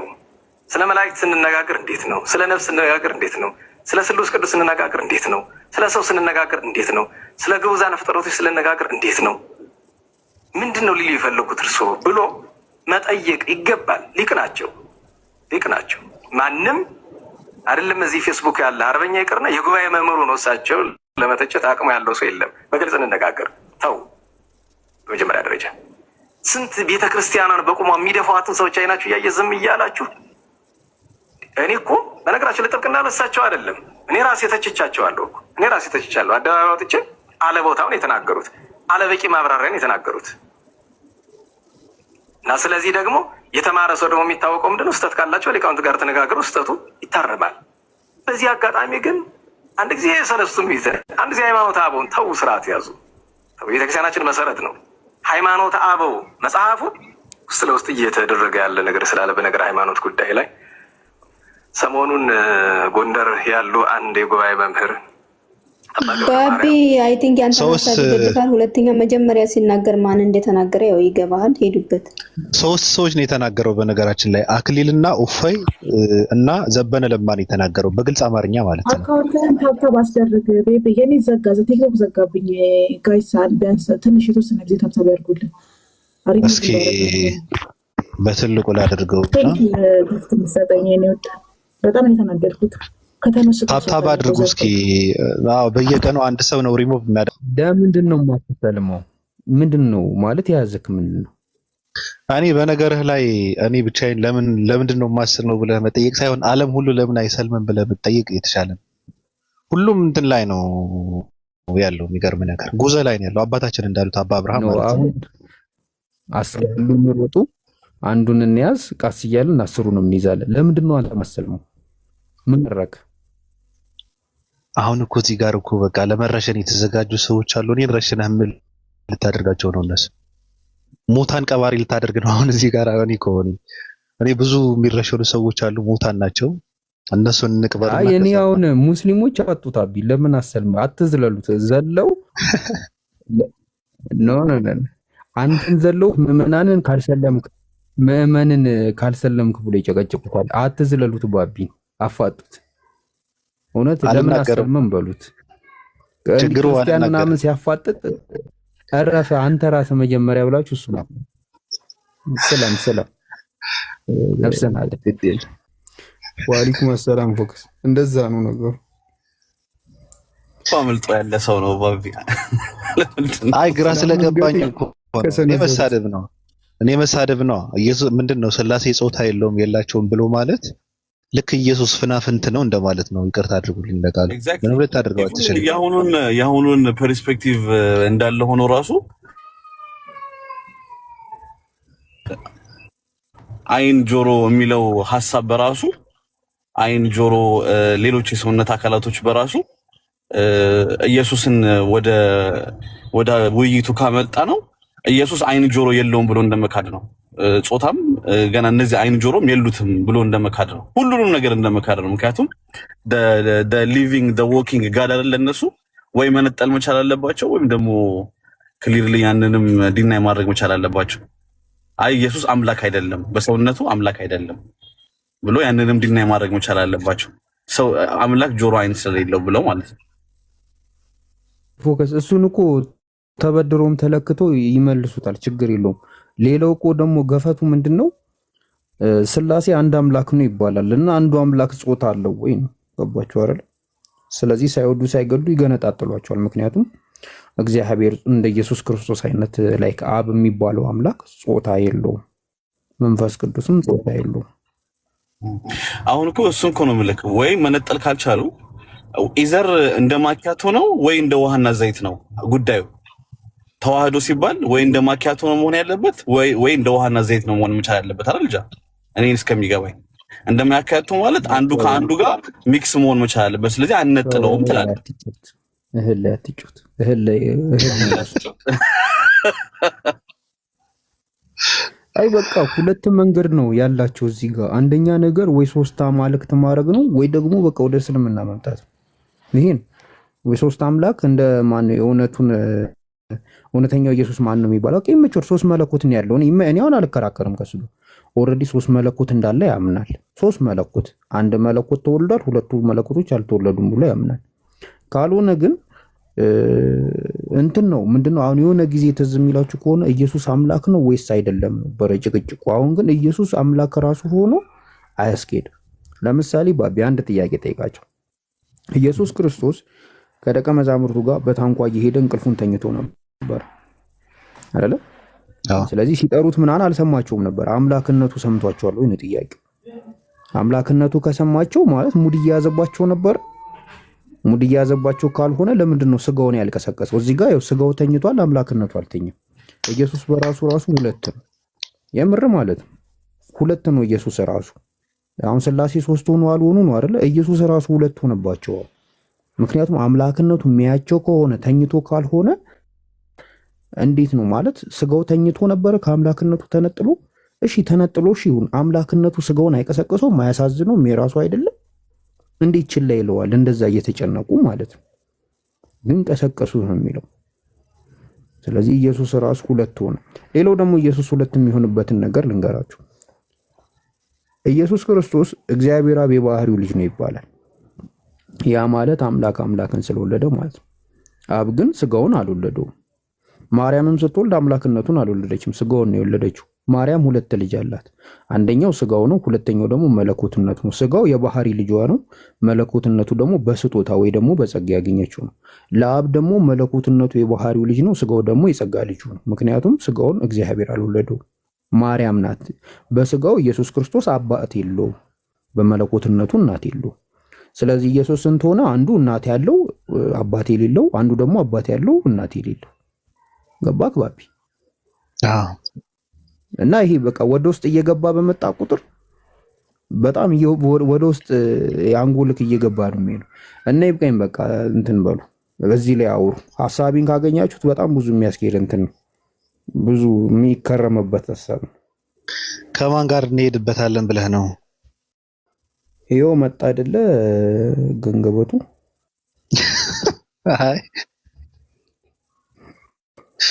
አይ እንትን ነው ዝም ብሎ እንትን ለማለት የገባ ሰው ነው። በነገራችን ላይ ሰዎችም አላወቁትም። ስሙ እስከ መጨረሻ ካነበባችሁት እንትን ነው። ግን አባቶች ብዙ አስተማሪ የሆነ ነገር እየተናገሩ ስለሆነ አንድ አባ አብርሃም የተናገሩት ንግግር አለና አንድ ሰው ገብቶ ቢከፍትልን ኤም ትንሿ ምናምን ፖስት ያደረገችው እንትን ንግግር አይቼ ነበርና የሚገርም ነገር ነው የተናገሩት። እኛ የራሳችንን ሳናጸና ሌላ ቤተ እምነት ውስጥ ያሉ ሰዎችን መጣራት ምንም ትርጉም እንደሌለው ነው ሲናገሩ የነበረውና ንጽጽር ላይ ለሚሰሩ ሰዎች ናቸው መልእክት ያስተላልፉት አባታቸው። እንትን ባይሆን እኔ አንድ በጣም የገረመኝ ቪዲዮ ላሳያችሁ። አይታችሁታል እርግጠኛ ነኝ። አይ መከረኝ። እንደዛ ከሆነ በነካ እጅህ የአባታችን ምክርም ትከፍትልናለህ፣ ብዙ ሰው ስለሚማርበት ማለት ነው። ሌላ ሰው ታስከፍታላችሁ። እሺ እኛ በስጋ ተገለጠ ብለን እናምናለን።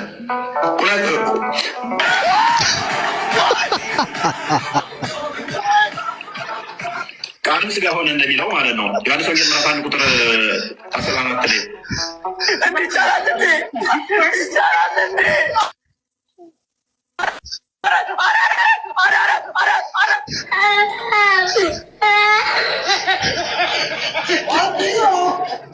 እኛ በስጋ ተገለጠ ብለን እናምናለን።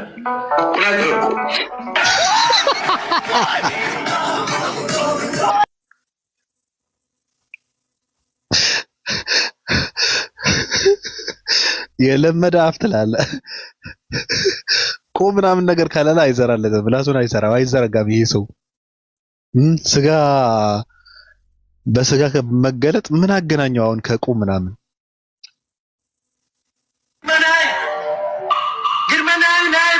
በእናትህ እንዴ መድኃኔዓለም ክርስቶስ በተወለደ በ8ኛው ቀን ሊገረዝ ቀኑ ሲደርስ ስሜታዊ ላለመሆን ሞክራለሁ። ስም ሊወጣለት ሊገረዝ የሚገርዝ ባለሙያ መጣ።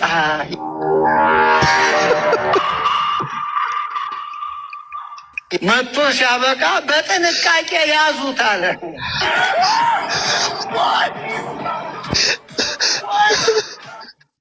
ልጁ እንዳይንፈራገጥ በጥንቃቄ ያዙልኝ አለ። አላወቀም እሱ።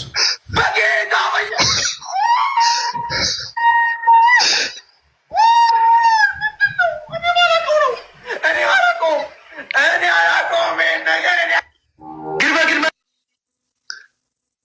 ጨምር አንድ ጨምር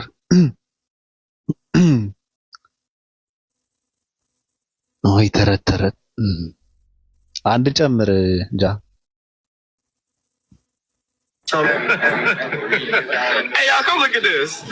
ሰሎሜ የተባለችዋ ሴት ጣቷን በማስገባት የማርያምን ድንግልና መርምራለች ይለናል። ወዮ ድንግል ማርያም ድንግል ናት ወይስ አይደለችም የሚለውን በእጇ ቼክ አደረገች።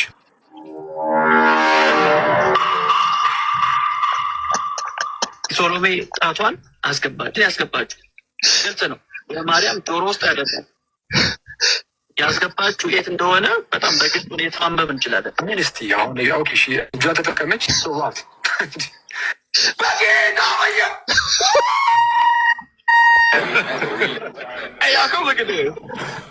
ነብር የሚወልደው ነብርን ነው።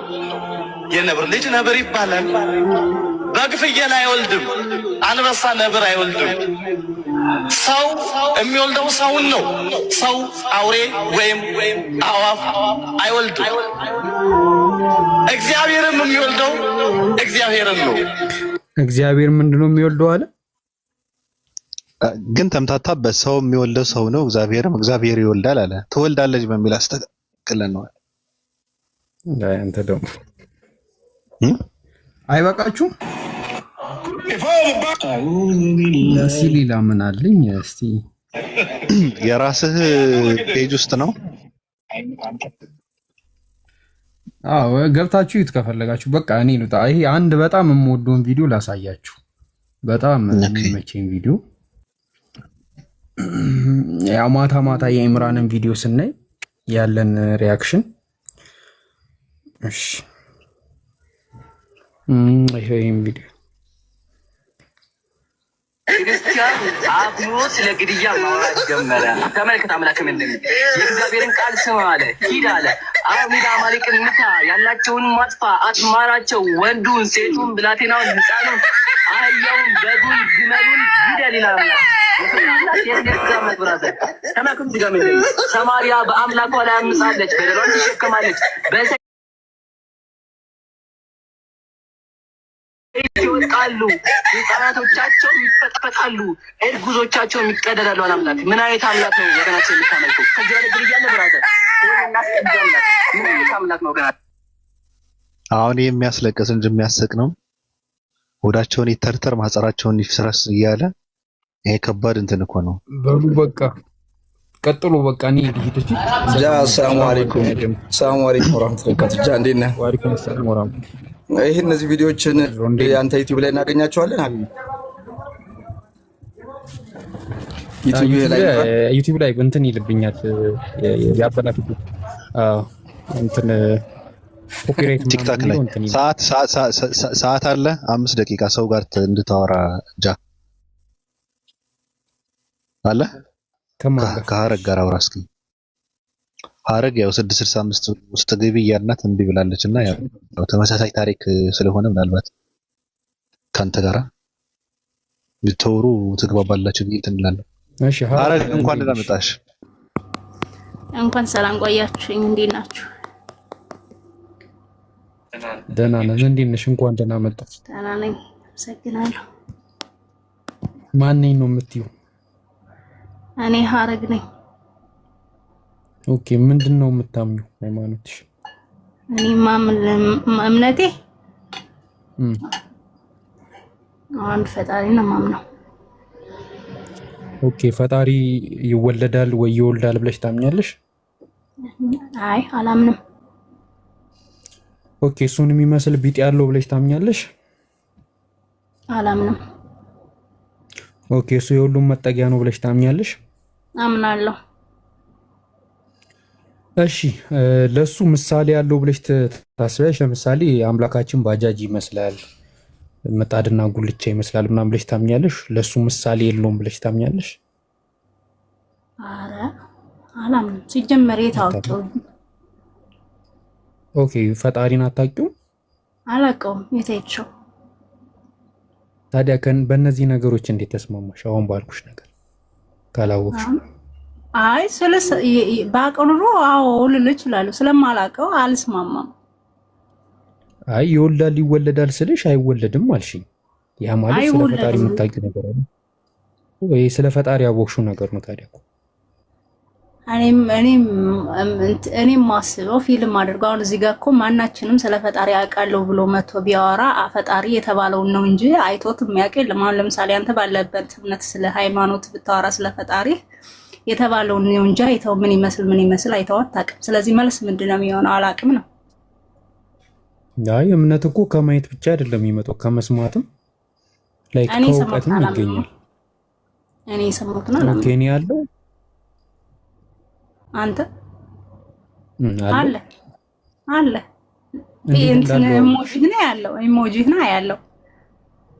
አይ እኔ ኢሞጂ አይደለም የቲክቶክ ባለቤትነቱ የኔ ነው እንጂ ከኔ ጋር ምንም የሚያገናኘው ነገር የለም። ለምሳሌ ይሄንን እዚህ ጋር አስቀምጬው ብሄድ እኔ ሌላ ቦታ መሄድ እችላለሁ። ይሄ ግን በቃ ዝም ብሎ ላይክ ቴክኖሎጂ ነው። ግን አንቺ እስቲል ነው እኔ እንዳለው አምነሻል። አይ የፈጣሪ መኖርና ያንተን መኖርማ አታወዳድረዋ። ማንም መጀመሪያ ሊል ይችላል ካለው ነው። አሁን እኮ እያወራሁሽ ስለሆነ የማሽን ስለሆነ እንዳለው አረጋግጠሽ አንተ አሁን እንዳለ አውቄያለሁ በእኛ ቋንቋ። ግን ፈጣሪ እንዳለ የት ሰምቼው አውቃለሁ? የት አውቀዋለሁ? ማን አሳየኝ? ወደሱ ልመጣልሽ ነው። አሁን እንደ አጋጣሚ እዚህ ጋር ስትገቢ ካጠገብሽ ያለችዋ ልጅ አይሻት ሳኢዳ የምትባለው አለች ወይስ የለችም? ለምሳሌ አሁን እሱ አለች፣ እሷን የሚገልጽ ሳኢዳን የሚገልጽ ኢሞጂ አለ፣ ግን ልጅቷ አትታየኝም እኮ። አሁን እሷ አሁን አለች ወይስ የለችም? አለች። አውሪያት ብትለኛው ሚውት ከፍታ ልታወራኝ ትችላለች። የሚታይ ነገር ነው። አሁን እኮ እየጠየቀኝ እዚህ የሚታይ ነገር ነው። ባታወራም እሷ የሚታይ ነገር አይደለም። አይ እሷ የሚታይ ነገር አይደለም። ቆይ ይማ ምን እንደሆነ ታውቂያለሽ? እኔ አሁን ሳኢዳ አለች ወይ ብትይኝ አለች እልሻለሁ። እንዴት አወቅ ብትይኝ ይሄ ሳኢዳ የሚለው አካውንት በራሱ መጥቶ ገስት ልኮ አይገባም። የሆነ ይሄንን ነገር የሚያዘው አካል ያስፈልጋል። ሶኒም እኮ ዘሴም ትንግና አለች። ስለዚህ ሳኢዳ የምትባል ልጅ በግምት ወይ ደግሞ የሆነ ሰው ይሄንን አካውንት ወደ ቲክቶክ እኮ ያለችው ግን አይተሻት አይደለም አይደለ? እሷ ባደረገችው ነገር አይቻት አይደለም ባለ ግን ማነች ብትለኝ አይዶን ነው ፖይንት ያገኘሽው አዎ ባለች ገብቶኛል ልትል የፈለከው ገብቶኛል። ስለዚህ አንድ ፈጣሪ እንዳለ ለማወቅ የምንችለው በስራው ማወቅ እንችላለና በሰራው ስራ እኮ እኔም ፈጣሪ ያለ ብያለሁ። የለም አላልኩም። አንድ ፈጣሪ ያለ ብያለሁ። የለም አላልኩም። ያ ነገር አምላክ በሰራው ስራ እኮ እሱ ፈጣሪ ደግሞ ምን አይነት እንደሆነ ደግሞ ስጠይቅሽ አውቀሻል ማለት መልሰሽኛል። አይወልድም አይወለድም ብለሽኛል። እንደገና ደግሞ እሱ የሁሉ መጠጊያ ነው ስልሽ አዎ ብለሽኛል። ኦኬ አንቺ አታውቂም ፈጣሪ መውለዱና መወለዱ እኮ እሱን ታምኛለሽ? አላቅ ፈጣሪ ሰው ነው የሚወልደው የሚዋለደው፣ እንስሳት ነው የሚወልደው የማይዋለደው የሚወልደው። ፈጣሪ ግን እኔ በእኔ እይታ በእኔ እይታ ስለዚህ ፈጣሪ አይወለድም። የታየሽው እንደማይወልድ የታየሽው ታልከኝ ደግሞ አይቼው ስለማላውቅ ሲወልድ አይቼው ስለማላውቅ ተግባባና። ኦኬ ይሄ ፈጣሪ ደግሞ ምሳሌ ያለው ብለሽ ታምኛለሽ? ምሳሌ ያለው ብዬ አላምንም። ምሳሌ ታለውማ ከአንድ በላይ ሊሆን ነው። ምሳሌ ማለት እሱን የሚመስል ማለት ነው። ስለዚህ እሱ አንድ ነው። እሱ አንድ ነው ብለሽ ነው የምታምኚው አይደል? አንድ ብቸኛ ነው ብለሽ ነው የምታምኚው። ብቸኛ ነው ብዬ ነው። እሱ ደግሞ የሁሉም መጠጊያ ነው ብለሽ ታምኛለሽ? የሁሉም መጠጊያ ነው ብለሽ ታምኛለሽ? ያንተም የኔም የሁሉም። በጣም አሪፍ። አሁን ይሄ ፈጣሪ ያንቺ መጠጊያ ስለሆነ ስለፈጠረሽ፣ ስለሚያበላሽ፣ ስለሚያጠጣሽ፣ ስለሚያኖርሽ ልታመሰግኙ ትችያለሽ? አመሰግነዋለሁ።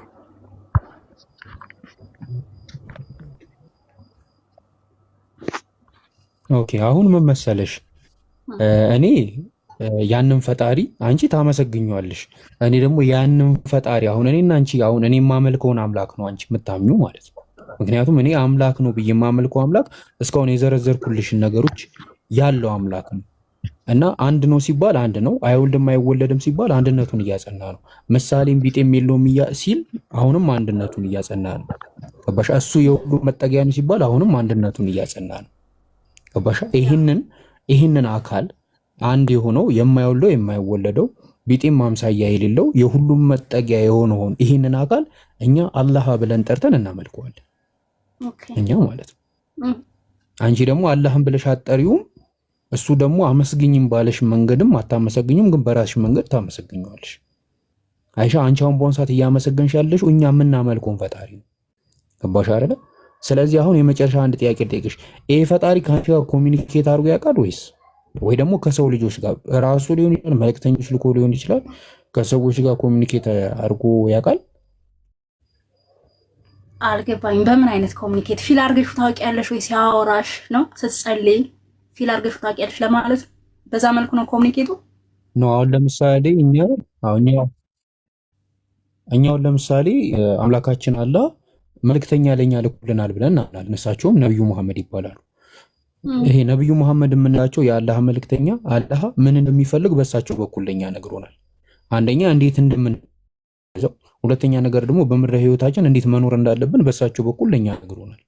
አምላካችን ለኛ ነግሮናል እንዴት እንደምናመልከው፣ እንዴት እንደምንገዛው፣ ከሰዎች ጋር ስንኖር ደግሞ እንትን ብንል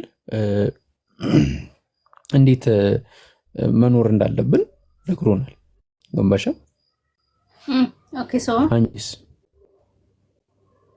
ኦኬ አሁን ለምሳሌ እኔም እኮ እኔም አሁን ለምሳሌ አንቺ ደግሞ ከእምነትሽ አንፃር ፈጠራችሁ ተዋችሁ። አሁን ለምሳሌ አንተ ያልከው አንተ ሙስሊም ስለሆንክ በአንተ ቋንቋ ወይ ደግሞ በአንተ ሪሊጅን አላህ ትለዋለህ። እኔ አላህም በእኔ ግንዛቤ ማለት ነው አንድ ስለሆነ የተለያየ ስም እንደ ቋንቋ እንሰጠዋለን። ለምሳሌ አይስወርቱ ጋር አይስወርቱ አላህ አይስወርቱ ዋቃ ምናምን ብለውም ግን ውስጥ የሚያምነው አንድ ፈጣሪ ነው፣ የሁሉም መጠጊያ ነው። አንተም ፕሬም ታደርገው እኔም ወርሺፕ ባደርገው እሱ አንድ ነው ብዬ ነው የማምነው። የስሙ ችግር የለብኝም፣ ግን እዛ ጋር ስርዓቱን ላልቀበል እችላለሁ እኮ። እኔና አንቺ የምንለያይበት ነገር መመሰለሽማ እኔ እሱ ባዘዘኝ መንገድ ነው የምገዛው። አንቺ ደግሞ ማን እንዳዘዘሽ ራሱ አናውቅም። በራስሽ መንገድ ነው እየታዘዝሽው ያለሽው። ያንን ፈጣሪ ስታመሰግኙ አንደኛ ነገር በሚነግርሽ ነገር ላይ አድርጊ በሚልሽ ነገር ላይ ትክክለኝነቱን አጽደቀሽ እኛ አምላካችን አላህ በሁሉም ነገር ትክክል ነው አዋቂ ነው ብለን እንታዘዘዋለን እንገዘዋለን እናመሰግነዋለን። ያ ደግሞ እሱ እንዴት መመስገን እንዳለበት እንዴት ልንታዘዘው እንደሚገባ ነግሮናል። አንቺ ግን አሁን እንትን አላልኩም። ለምሳሌ ሰላት እንሰግዳለን። ለምሳሌ እሱ ባዘዘን መንገድ ለሱ ያ ስርዓት ነው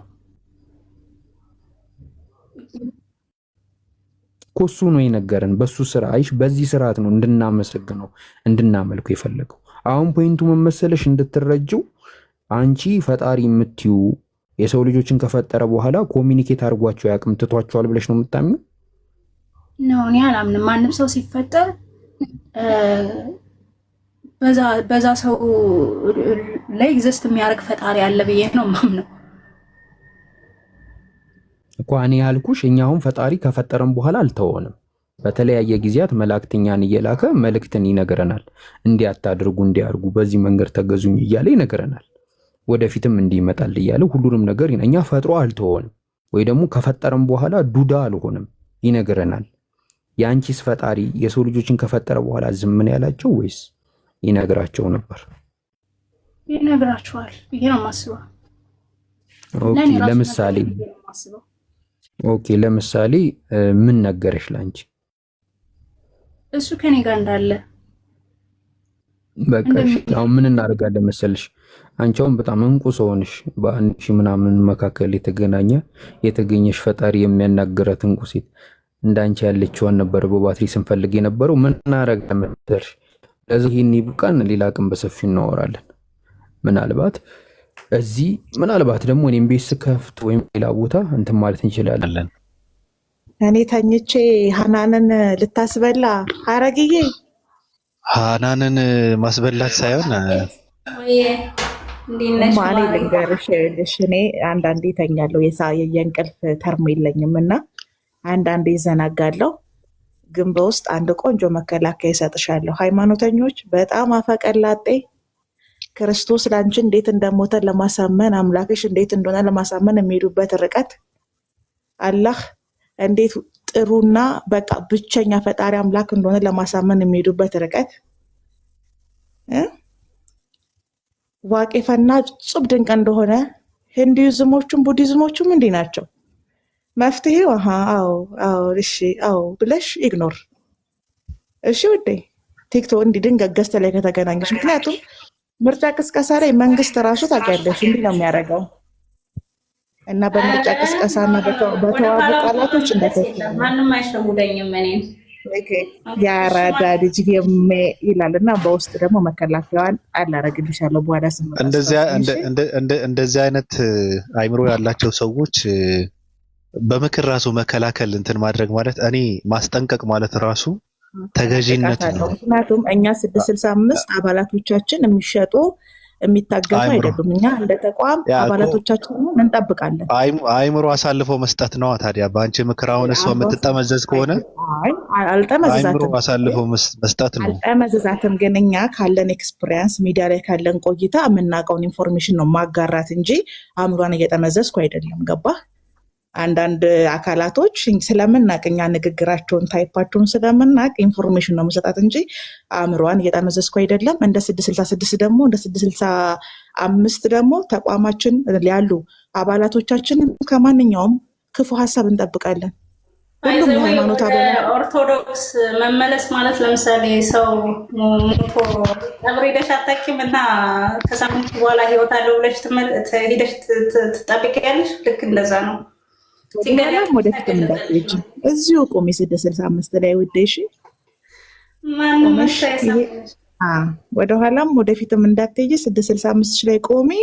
ሁሉም ሙስሊሙም ክርስቲያኑም ምእመኑን ከስህተት አስተምሮ አይደለ ከምንፍቅና ይጠብቃል፣ ከኩፍር ይጠብቃል። ስለዚህ እኛም የ665 አዳዲስ አባላቶቻችንን ከሰርጎ ገቦች እንጠብቃለን። እኔ ግልጽና ሀላል ነው የምናገረው። 665ዎች በነገራችን ላይ ጅዋጅዌያዊ ማንነት ያላቸው ሰዎች ራሱ አያስተናግድም። ቆፍጠን ብለው ለ665 በስነ ስርዓትና በጽኑ ሊያገለግሉ የሚችሉ ሰዎች ካልሆነ ዥዋዥዌ የሆነ ማንነት ያላቸው ጽኑ ነን፣ ግን ኢንፎርሜሽን እንሰጣለን ለአዳዲስ አባላቶቻችን። ኃላፊነት የለብንም እንደ 665 እንደተቋም አባልነት ለአባልነት የሚመጥን ራሱ ማንነት ተሸክመው ሲመጡ ነው የምንቀበላቸው እንጂ እኔ እንትናቸው ምንድነው ጉልበታቸው እንትን የሆነ ሰው ሻሃዳ ያዥ ስትላት አልነበር እንዴ? ለምሳሌ ሀረግን አንተ እና ይዛለች እንዴ? ታዲያ እኮ እኔ ነኝ የተከላከልኩት፣ እኔ ነኝ ያስቆየኋት እንጂ አንተማ አሯሩጠህ አባል ልትሆን ነበር። ከ665 እንትን ብለሽያት ከዛ እንትን ብለሽያት ምን ልትሆን ነው? ምን 665 እኮ አሁን 665 ሻሃዳውን ለመያዝ አንድ ሳምንት የግምገማ ጊዜ፣ የጥናት ጊዜ፣ የጽሞና ጊዜ ነው። ከዛ የሳምንቱ መጨረሻ ላይ አንድ አመት እኮ ነው የምታውቀው። 665 እኮ አንድ አመት ነው የምታውቀው። አንድ ሳምንት አዲስ እኮ አይደለች። ወዳና ፈቅዳ በእንደዛ ከሆነ ወዳና ፈቅዳ አባል ልሆን እፈልጋለሁ ብላ ከመጣች ነው የምንቀበላት እንጂ ምን ትሰራ ነበር? አሁን አንድ አመቷ ነው እሷ 665ን ካየችው እየተማረች ነው። ኦኬ ችግር የለውም። ምዕመንን እናስተናግደውና ከዛ ወጣ እንዴ ልጁ ምዕመን አለ ባቢ ግን ኦፓል ባቢ ቤቷ ታሰልማለች። አንተ ጋር ትመጣና 665 አባል ብላ ግን ትሰብካለች። ኦፓል ፌር ነው ግን ይሄ ነገር እኔ ሁልጊዜም የተቋሜን ደህንነትና ጥቅም ያስከበር አካሄድ ነው የሚሄደው። ቤቴ ስከፍት ቤቴ 665 ዋና ቢሮ አይደለም ታውቃለህ። እኔ አባል ነኝ እንጂ ቤቴ ማራመዳቸው ጆርኒዎቼ ተቋሜን ማዕከል ያደረጉ አይደለም። ግን ዋናው እንደዚህ ተቋሙ ላይ ስንገኝ ግን እየመጡ የሌላ ሃይማኖት ተቋም አባላት ምዕመኖቻችንን ለመውሰድ ለማሳት የሚያደርጉትን ጥረት በሐላል እናከሽፋለን፣ በህቡም እናከሽፋለን። እንዲህ ነው የምናደርገው። ኦኬ ምዕመን ሰላም ሰላም፣ እንዴት ናችሁ? የጌታ ጸጋና ሰላም ይብዛላችሁ። ቱ በራሱ ላይ ይሁን የጌታና ጸጋ ቱ ዝም ብለህ ሰላም በለን። ሰላም ለእናንተ ይሁን ካልከን በቂ ነው። ምዕመናን የኔ ተቀብያለሁ። የጌታ ሰላምና ጸጋ በእኛ ላይ ይሁን። አሜን። የጌታ ሰላምና ጸጋ ምናምን በራሱ ላይ ይሁን። የጌታ ጸጋና ሰላም በሁላችንም ላይ በሚወዱትና በሚያምኑት ላይ ይሁን። በራሱ ላይ ይሁን። በራሱ ላይ ይሁን። እሱ ላይም ይሁን፣ በእኛ ላይም በሚያምኑትና በሚወዱት ላይም ይሁን። ተይው እሱ ግድ የለም። እንዴት ነህ? እሱ ድንቅ የሆነ ሰላምታ ነው የሰጠኸው። እኔ የልመና ሰላምታ አልፈልግም። ጸጋና ሰላም ምናምን እንዴት ነህ? ለማንኛውም ሰላም ነው አለው። ይሰማሃል? ይሰማኛል።